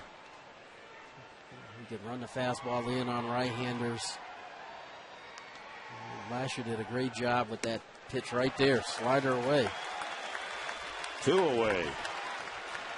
Second time Diaz has struck out this afternoon. And this ball starts on the plate and ends up off the plate. And right-hand hitters end up chasing that ball a lot when he can throw it, just like he threw that last one.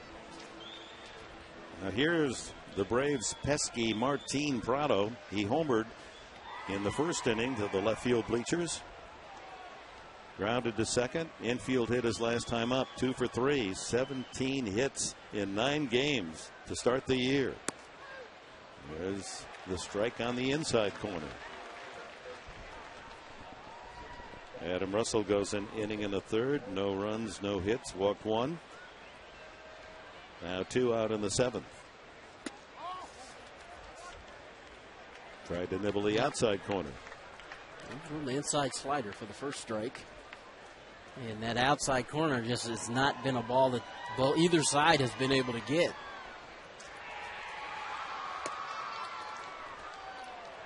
Must have been low. 2-1. They've announced the attendance, 16,356 on our first Throwback Thursday.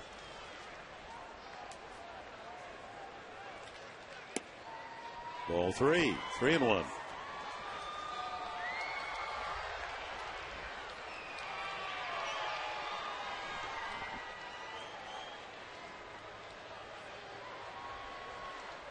As we mentioned, Prado tied with Dale Murphy and Deion Sanders, most hits in the first 9 games of an Atlanta season. And trying to own that mark himself if he can come up with a base hit before this game's over. Number 18.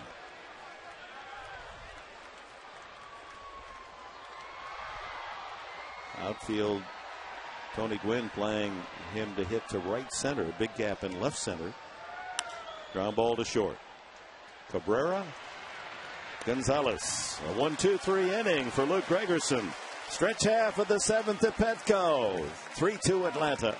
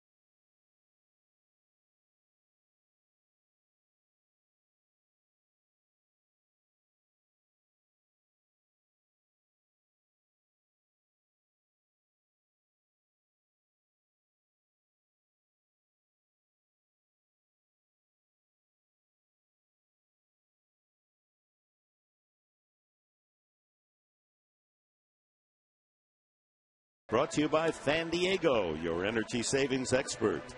For locations, you can visit fandiego.com. For ceiling fans, go to Fan Diego. 16,356 fans on Throwback Thursday here at Petco. Tomorrow night, 7:05, it'll be John Garland against Edwin Jackson of the Arizona Diamondbacks to start the 3-game weekend series. Eric O'Flaherty Yet to give up a run in 3 1/3 innings of relief, a couple of hits, and he'll face Gonzalez, Blanks, and Headley here in the 7th. Adrian 1 for 2 and a walk. Yeah, he might. O'Flaherty might be in just for Adrian. Blanks on deck. Got Moylan down there in the bullpen. High, ball 2.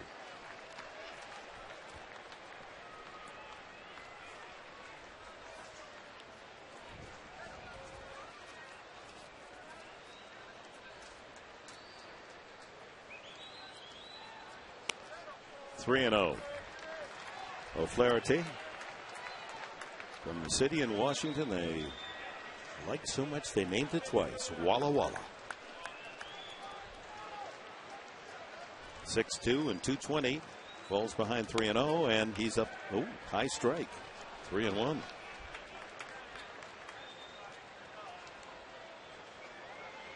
Came up to the big leagues in 2007 with the Seattle Mariners. Ground ball off the fist right to the second baseman. Prado throws him out. It's a big out to get the dangerous Gonzalez to tap weakly to second on a 3-1 pitch. And here comes Bobby Cox, and you're right on, Tony Gwynn. O'Flaherty was in just to pitch to Adrian Gonzalez. So we have a pitching change coming up. It'll be brought to you by San Diego Harley Davidson. As we always like to remind you, country first.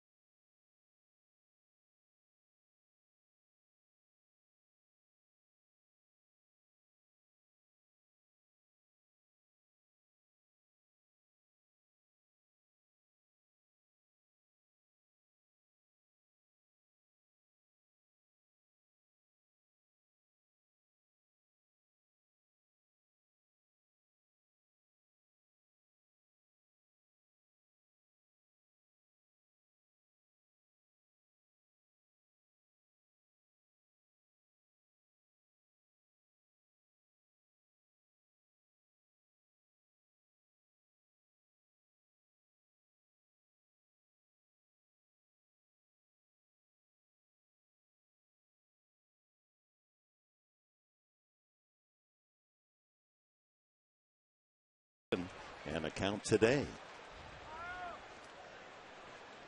Moylan, 31 years of age, from Lesmurdy, Australia. 6'2" and 200.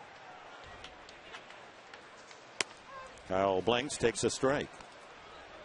Blanks has grounded twice to short and walked. Atlanta 3, San Diego 2, bottom of the 7th. Off speed, taken on the inside edge. You drop down, you throw him a sidearm fastball, 89 miles an hour, and you drop him down, throw a 78 mile per hour slider. Same plane inside. And a swung on and missed, and Blanks overmatched in that at bat. 2 outs, and Chase Headley trying to continue that hitting streak. Base hit in all 8 games thus far, and with the bases loaded back in the 3rd, 2-0 the count. He hit a rope that right at Troy Gloss. Maybe the biggest out of the game. Yeah. Got a good pitch to hit and put the best swing on it. Strike, hitting the outside corner at the knees.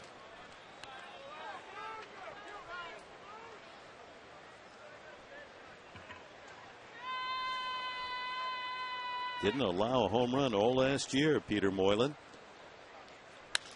That's looped to left field, charged hard, and the catch made by Diaz in left field. So a couple of line outs off the bat of Headley today. Is a hitting streak endangered? It remains 3-2.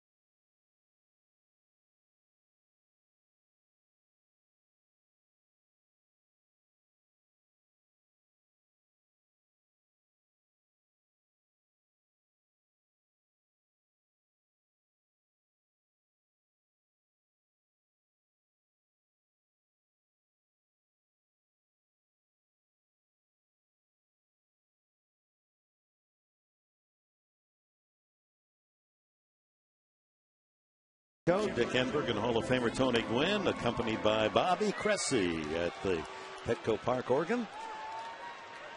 Top of the 8th inning, and a reminder, get ready to win with Channel 4 San Diego's Future Stars promotion, brought to you by Round Table Pizza.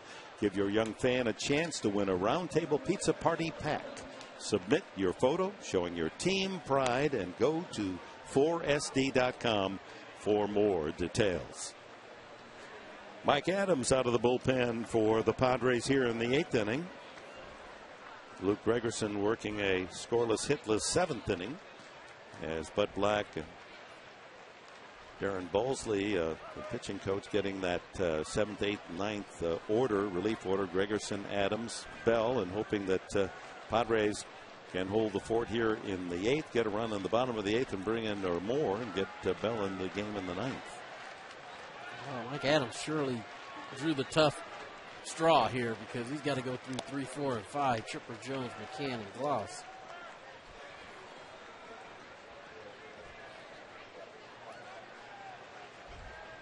Pitcher of record for Atlanta, Tim Hudson, and Matt Latos for the Padres, 3-2. Chipper 0 for 3, but a run scored, safe on a fielder's choice in the 5th inning. And came around on Brian McCain's long double to left center. That becomes a very big run. Yeah. It was the play in which Blanks had the ball in his glove, was trying to spin and throw to keep Jones from scoring all the way from first base. And the ball rolled out of the glove onto the warning path, and then Jones able to cruise home easily. 2-1. Takashi Saito, right-hander, now warming up in the Atlanta bullpen. Padres will have Venable, Torrealba, and Gwynn scheduled in the bottom half of this 8th inning.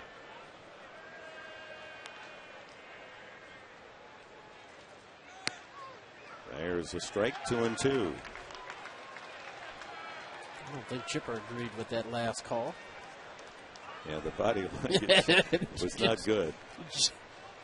Chipper said that's been his nickname since he first heard the sound. He's a junior.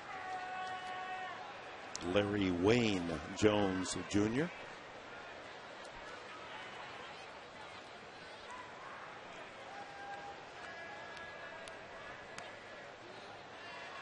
Adams delivers low over the plate but downstairs. Full count to this great veteran Jones with 427 major league home runs.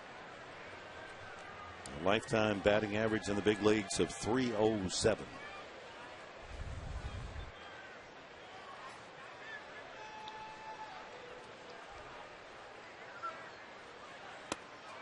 Taken low, and he did not go around. So Adams walks Jones to lead off the 8th inning. Brings up Brian McCann.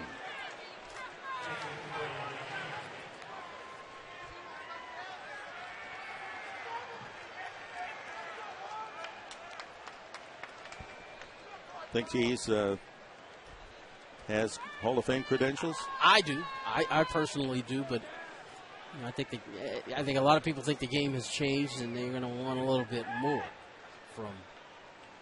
You know, there's a strike. A few more homers. You know, I don't know what else he could do. You know, 500 is kind of a magic home run number. Exactly. It's got a ways to go there, and he indicated to me that at 38 years of age that there's not too many more games in the tank. Yeah. In these last couple of years, you know, he's had some, you know, injury problems, not being able to stay healthy. He'll be 38 later this month on the 24th. So you don't know if he's going to play long enough to get to 500 homers, but yeah, he's a Hall of Famer. Over but low again.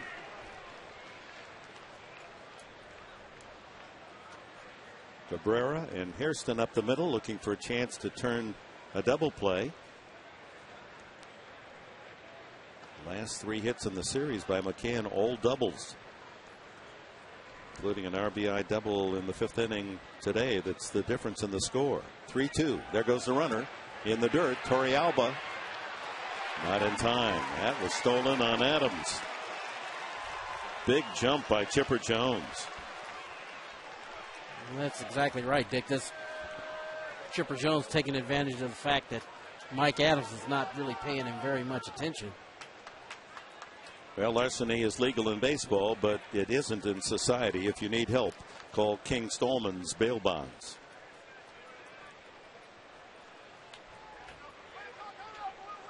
Torrealba out to talk to Adams. So a walk and a stolen base by Chipper with no one out is good as a ringing double.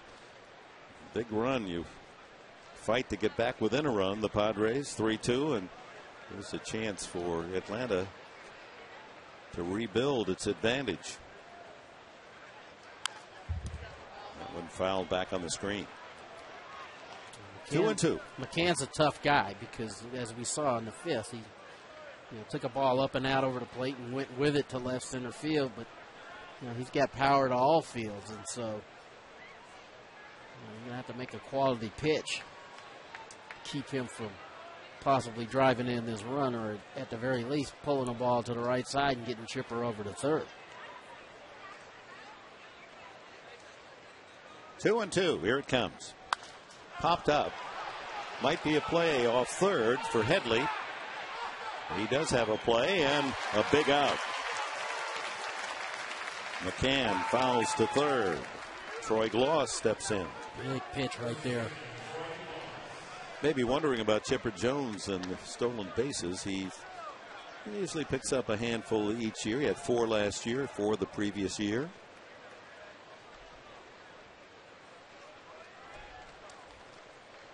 Back in his day, he stole as many as 25. Just a good base run in on his part. If they're not going to pay any attention to you, you go ahead and get yourself in scoring position. Gloss takes it inside, ball 1. Had a booming 3-run home run last night, his first of the season, deep into the second deck in left.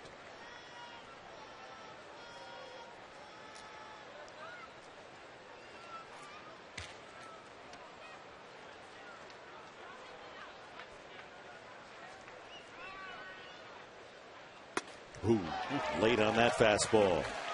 88 miles an hour.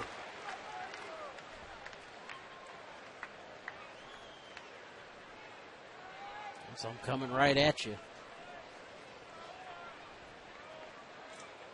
Hit his 305th career home run last night. Had a solid big league career, Troy, out of Carlsbad High School, UCLA. One that got away from the Padres. They saw his talent, drafted him out of high school, but he did not sign, elected to go to college. Yeah, I called him when the Padres drafted him, and he asked me if he's going to sign, what should he do? I said, you get all that you can get, but you got to make sure that this is what you want to do. I mean, this professional baseball life is a whole lot different than the life you led at Carlsbad High School. And he decided to go on to school, and he went to UCLA and became the tallest shortstop I've seen in college in a long time. That's right. People forget he was a shortstop. Yep. There's a strike. 2-2 the count. At UCLA, enjoyed a stellar career. He hit .344 with 62 home runs as a collegiate. 180 RBIs. Led the Bruins to the '97 College World Series during his junior year. Was the Pac-10 Player of the Year. 2 balls, 2 strikes. Adams works to Gloss. That one's fouled back toward us. Just in the lower tier.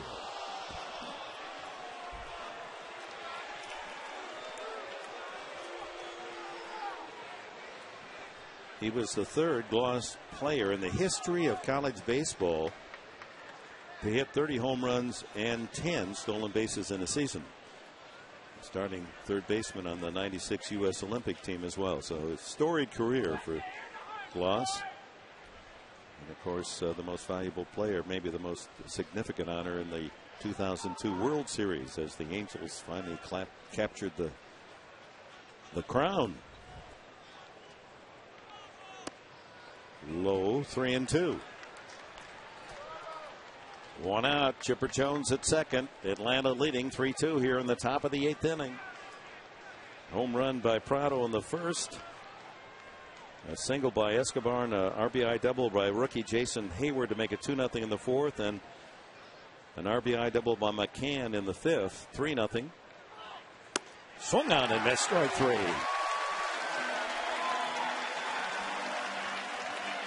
Mike Adams with his first strikeout. 2 away, and Escobar comes up. Good fastball challenging Troy Gloss. Came right at him, was able to get the punch out. Escobar robbed of a hit by Jerry Hairston back in the 2nd, singled in the 4th and scored on Hayward's double. And lined out to left his last time up.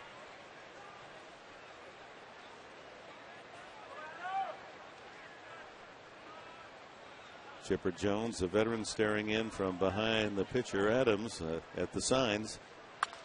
Foul down the right field line. That'll be out of play.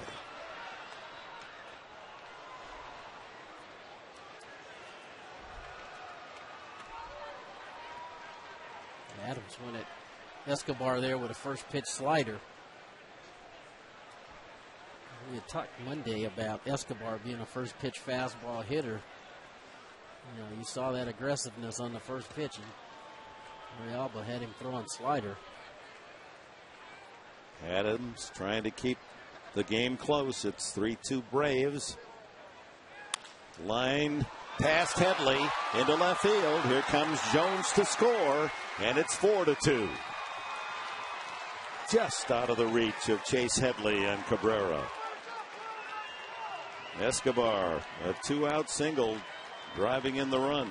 Second hit of the day. And the Braves have been outstanding today, scoring with 2 outs. Fastball, got it up, and Escobar right on it. And here, Headley, this ball going off Headley's glove really ruins any chance Blanks had of throwing Chipper Jones out at the plate. That's almost stealing a run for the Braves. A leadoff walk, and Jones stealing second to get in scoring position. And then after McCann and Gloss made out, Escobar singles in the run. That's what good teams do. They find ways to manufacture runs. And You know, we talked about it before. Chipper Jones just taking advantage of the fact nobody's paying him any attention. He steals a base.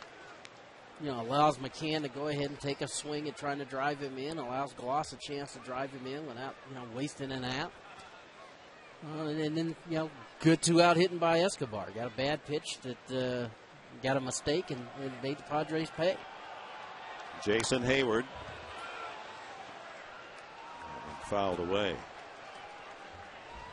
Hayward, he too had a bid for a base hit out behind second base, robbed by Hairston back in the second inning, then doubled in a run in the fourth, his 11th RBI to lead Atlanta, and walked in the sixth.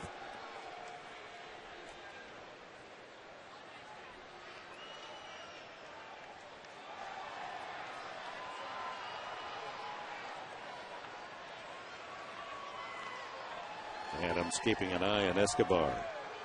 Stole a base back in the fourth inning.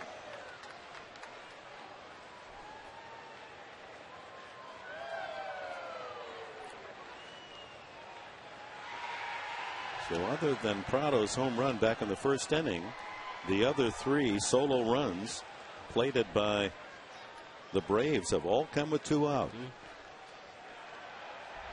Meanwhile, the Padres wasting a couple of golden chances with 2 out in the third and fourth. Bases loaded both innings and couldn't get that key hit. And that last pitch was the first pitch I've really seen Hayward chase out of the zone. It was a good changeup by Mike Adams. 1-1 count, looking for something maybe that he could drive. Adams throws him the changeup and kind of waves at it. And usually after pitches like this, you see it's a good changeup. After pitches like that, young hitters will give you an indication what kind of hitter they're going to be. Runner goes, and that ball's driven deep to left field. Blanks going back, and the ball goes one bounce against the wall. Escobar will cruise around third and score on another big base hit by the rookie, Jason Hayward. His second RBI double of the game, and that makes it 5-2 Atlanta. And that's why everybody raves about this young hitter, because he does things like he just showed you. Chases a changeup out of the zone, gets a ball up, goes the other way with it. Kyle Blanks can't run this ball down. Drives in another run. And the Braves are up by 3. And Bud Black forced to go to the mound and make a pitching change as Mike Adams gives up a couple of runs with 2 outs here in the 8th inning. The pitching change brought to you by San Diego Harley-Davidson. Always country first.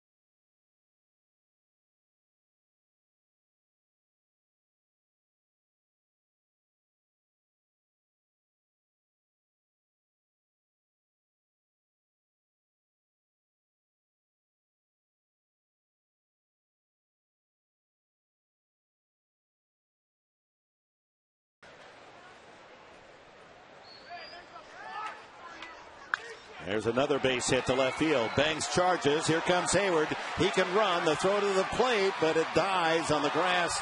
And the speed of Hayward, then back to second in time as Hinske takes the extra base on the throw to the plate. So a big 8th inning now for the Braves that blows open a tight 3-2 game and gives them a 6-2 lead. Well, Hinske off the bench. What nice a pinch job. hitter. Yeah, just took that ball away and went right with it to left field. Look at Hayward streaming with 2 outs, and ball hit hard right at Blanks. And Hayward just outruns the ball to the plate, although it was not a good throw. Yeah. Strong throw might have challenged him. Melky Cabrera is the hitter. But you watch Hayward going to put pressure on Blanks because he's scoring all the way. And the only way you're going to get him out is with a strong and accurate throw, and that throw was up the line, and they were able to beat it. This one is hit in the air to left center field. Gwynn and Blanks. Blanks calls, and the inning is over. But the Braves run up a 3 on 3 hits and a walk. 6-2 Atlanta.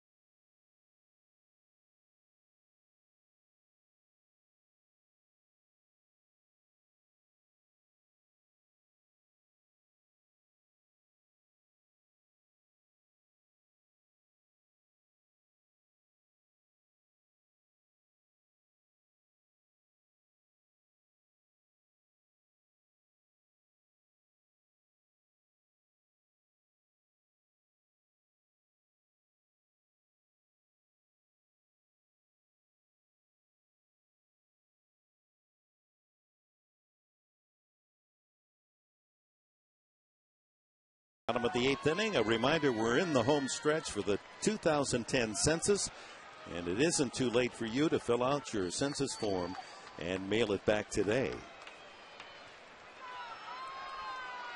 The 5th Atlanta pitcher is Takashi Saito. He worked an inning, allowed 1 hit yesterday, a hit to Gonzalez. Venable leads it off. Padres need 4 to tie. Will, with his 3rd home run of the season, his last time up into the right field seats.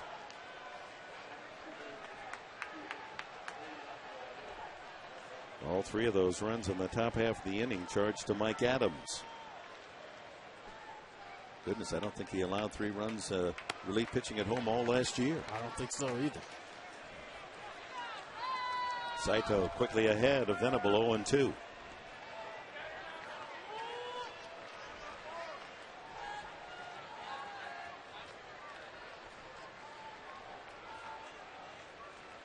Six runs, 9 hits Atlanta. 2 runs, 6 hits for the home team. 1-2.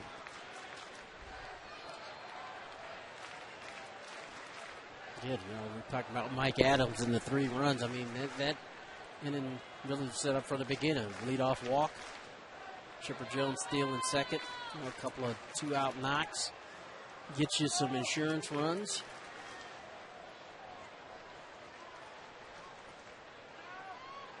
Now the 1-2 pitch coming up to Venable. Strike 3 called. No doubt about that one. Venable caught looking for the first out, and here's Torrealba. A walk, infield hit, and a line drive out to second. In all your many travels, Tony Gwynn, ever play over in Japan? Oh, yeah. Played the very first one. I mean, the first one that they had done in a few years, 1986, played in a United States against Japanese Baseball League best out of 7 all-star thing. Played with some great players, Cal Ripken and John Franco and Joe Carter, a lot of guys. And we won 6 out of 7. And guys were upset we lost that one, but it was fun. That was when you said 88? 86. 86.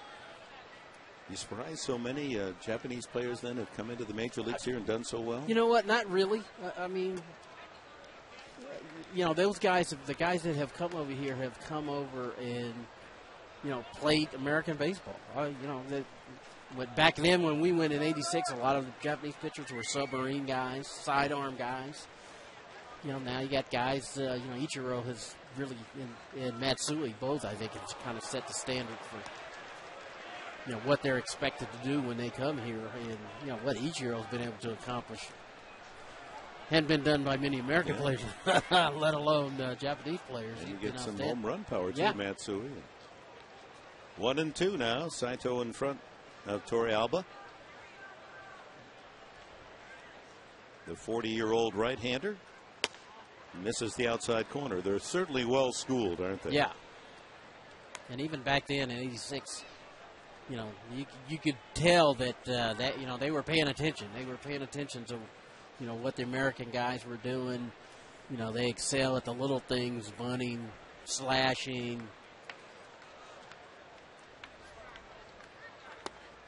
Low 3-2.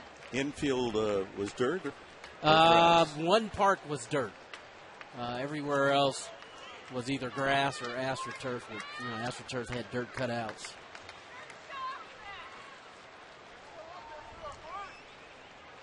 (6-2) Atlanta. No one on. One out here in the 8th inning. 3-2 pitch is lined into the glove of Prado. Prado in the right spot again. That's just dying right into his mitt. Well, Torrealba the last 2 times up has hit the ball hard, but at the second baseman. Well, the approach has been right. He's got the stuff out over the plate. He's tried to go with it. Prado went up and got one the last time. This one right at him. Tony Gwynn, a couple of ground outs and a walk today. Infield playing him shallow at the corners, respecting his speed and bunting talent. Takes inside.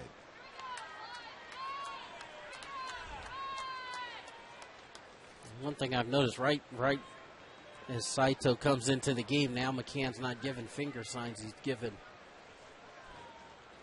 going through his body to give signs to Saito. There's a strike, 1-1. Scott Hairston out of the Padre dugout with a bat with pinch hit. For the pitcher, should Tony keep it alive? It's one of those subtle things you notice.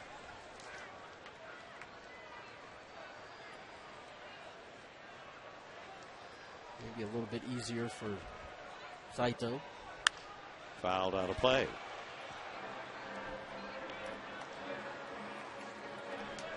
Yeah, if you really want to get complicated in this game, that you have somebody really astute at picking up signs out at second base. And there are some catches that go through the fingers and the touches to the various shoulder, leg. Yeah, this is a game where you try to take advantage of, you know, whatever knowledge you can acquire. Double tap on the right knee. Another foul. Did you ever try to steal sign? No, I didn't want to know. I really didn't want to know. I didn't want runners telling me. I just wanted to react to what I saw.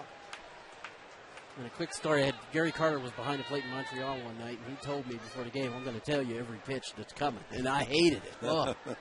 And I asked Doug Harvey, is that within the rules? Can he tell me what's coming? He said there's nothing in the rule book. Did you get any hits? No, I went 0 for 4. Fouled out of play.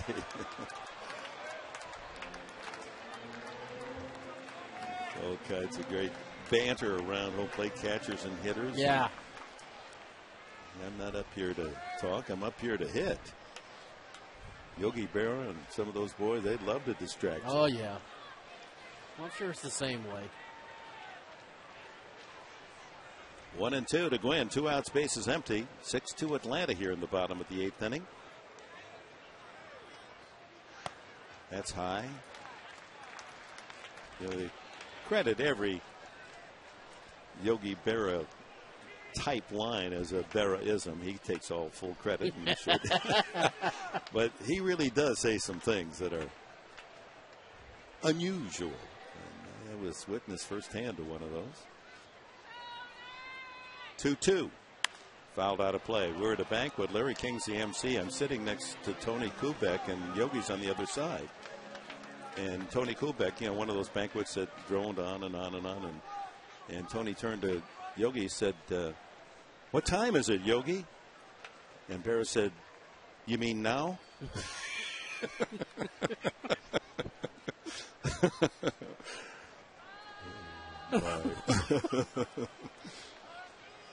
You know, one of the pleasures I get every summer is I get to go to the Hall of Fame and hang out with, you know, these Hall of Famers. And man, when the fans come out, that's who they want to see is Yogi Berra. They love Yogi.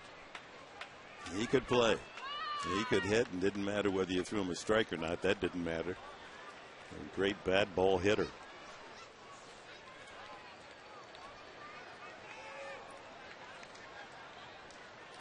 Saito checking out the sign from McCann. 2-2, working from that third base edge. Hit into left center, but Cabrera has plenty of time to corral it. 1-2-3. The Padres go in the 8th inning off Saito. After 8, Atlanta leads it 6-2.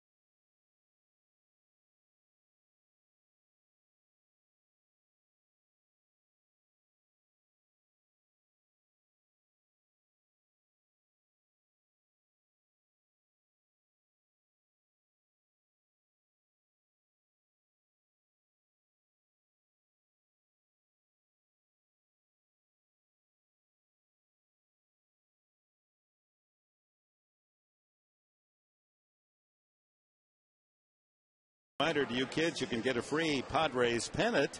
Enjoy watching San Diego and Arizona on Sunday afternoon at 1:05 p.m. All kids 14 and younger will receive a great Padres pennant presented by Bank of America. Visit Padres.com. Call 619-795-5555. Get your tickets Sunday against Arizona. First pitch, top of the 9th inning. From Tim Stauffer to Matt Diaz. Diaz is 0 for 4 in the game. Stauffer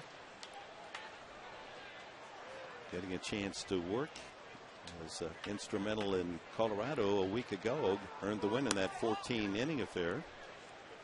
3 innings of shutout ball.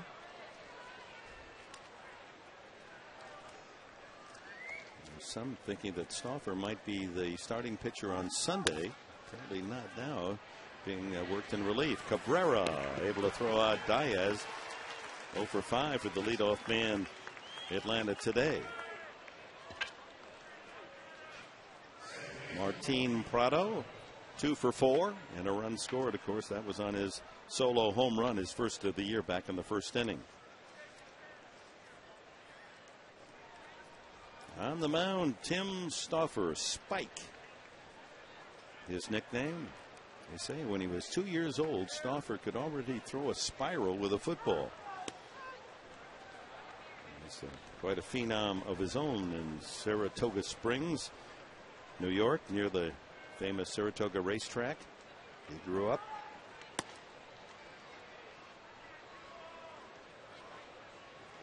You figure he could toss a football because the way his breaking ball snaps in there, it just had some serious bite. That pitch is low, 2-1.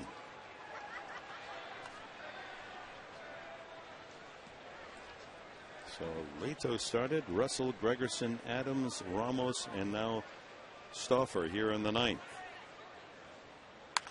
That one fouled upstairs off to the right.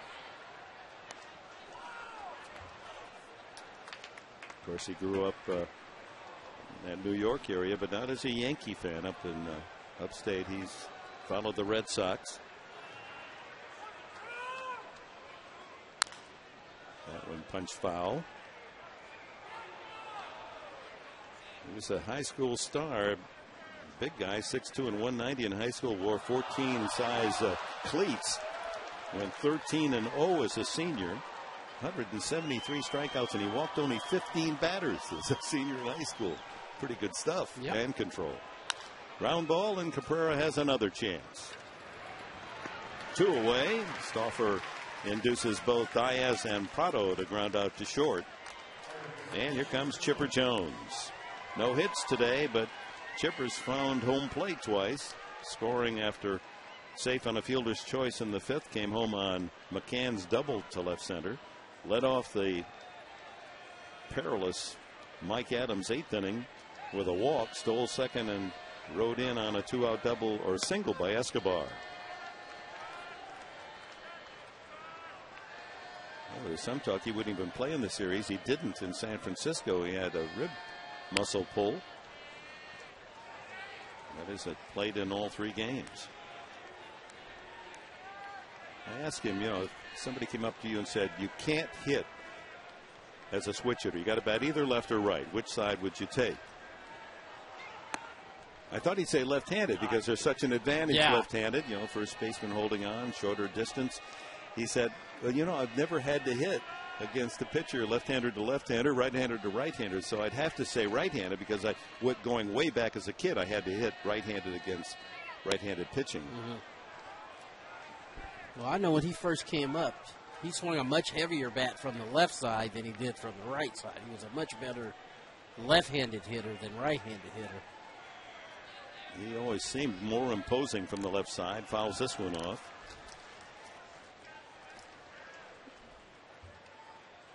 Gets more at bats left-handed because the predominance of right-handed pitching. Yep. I'm trying to check out just how well he's hit for distance from the left side. Ooh, that's a good pitch. And he started to ring him too. He started to call that strike 3, and he thought about it and said, no, that was just that. Look, he goes off there. Oh, yeah. And he gets him anyway on an off-speed pitch. 1-2-3 inning worked by Tim Stauffer. Nothing but good things from Stauffer early in this season. Tim Stauffer. Let's go to the bottom of the 9th, 6-2.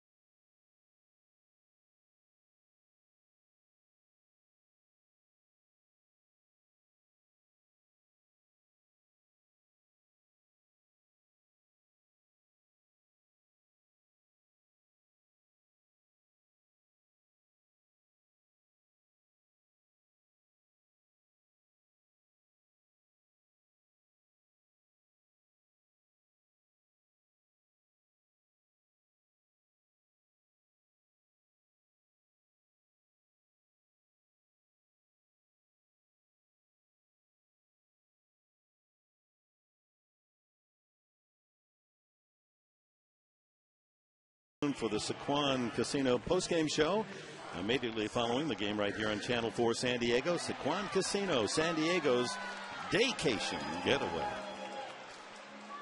That ocean cover moving in land as Billy Wagner, the veteran, takes over, the left-hander. Billy in July will be 38 years old. Came up way back with the Astros in '95. Houston, Philadelphia, the Mets, Boston last year, and now the Atlanta Braves. Velocity's still good. He's still kind of a short armor, but you know what? He knows how to pitch. And I think he's going to flourish in this role with the Braves as the closer. Scott Hairston can't find the high fastball. Last call for the Padres, down by 4. Hairston, then the top of the order, Cabrera and brother Jerry.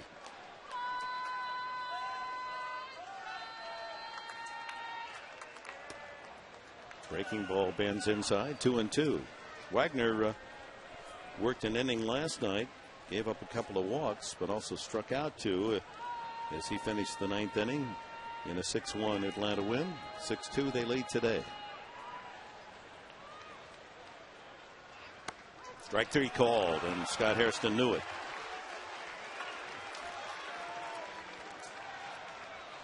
Still has the strikeout ball, despite Tommy John's surgery on his left elbow back in 2006. Came back.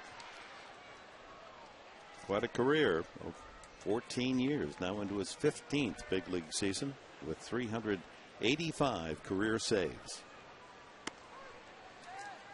I think going to the Red Sox last year at the end of the season was really important to Billy Wagner to show people that he still could pitch.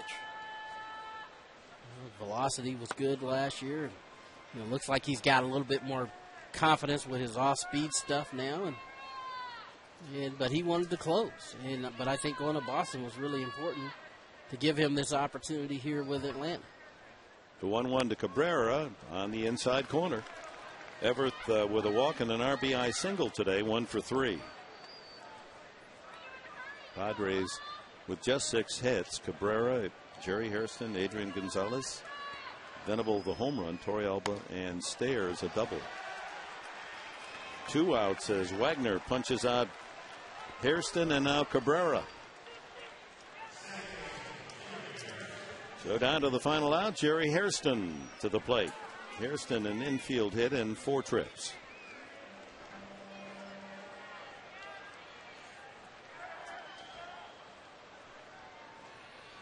Well, it's been an entertaining day, reminiscing about the '84 Padre World Series team, honoring Jackie Robinson. On the Ides of March, the last day to file taxes. If Atlanta wins this, I think they ought to throw in a little luxury tax for visiting San Diego. Oh, they will. It'll be next year. Another strike, 1-1.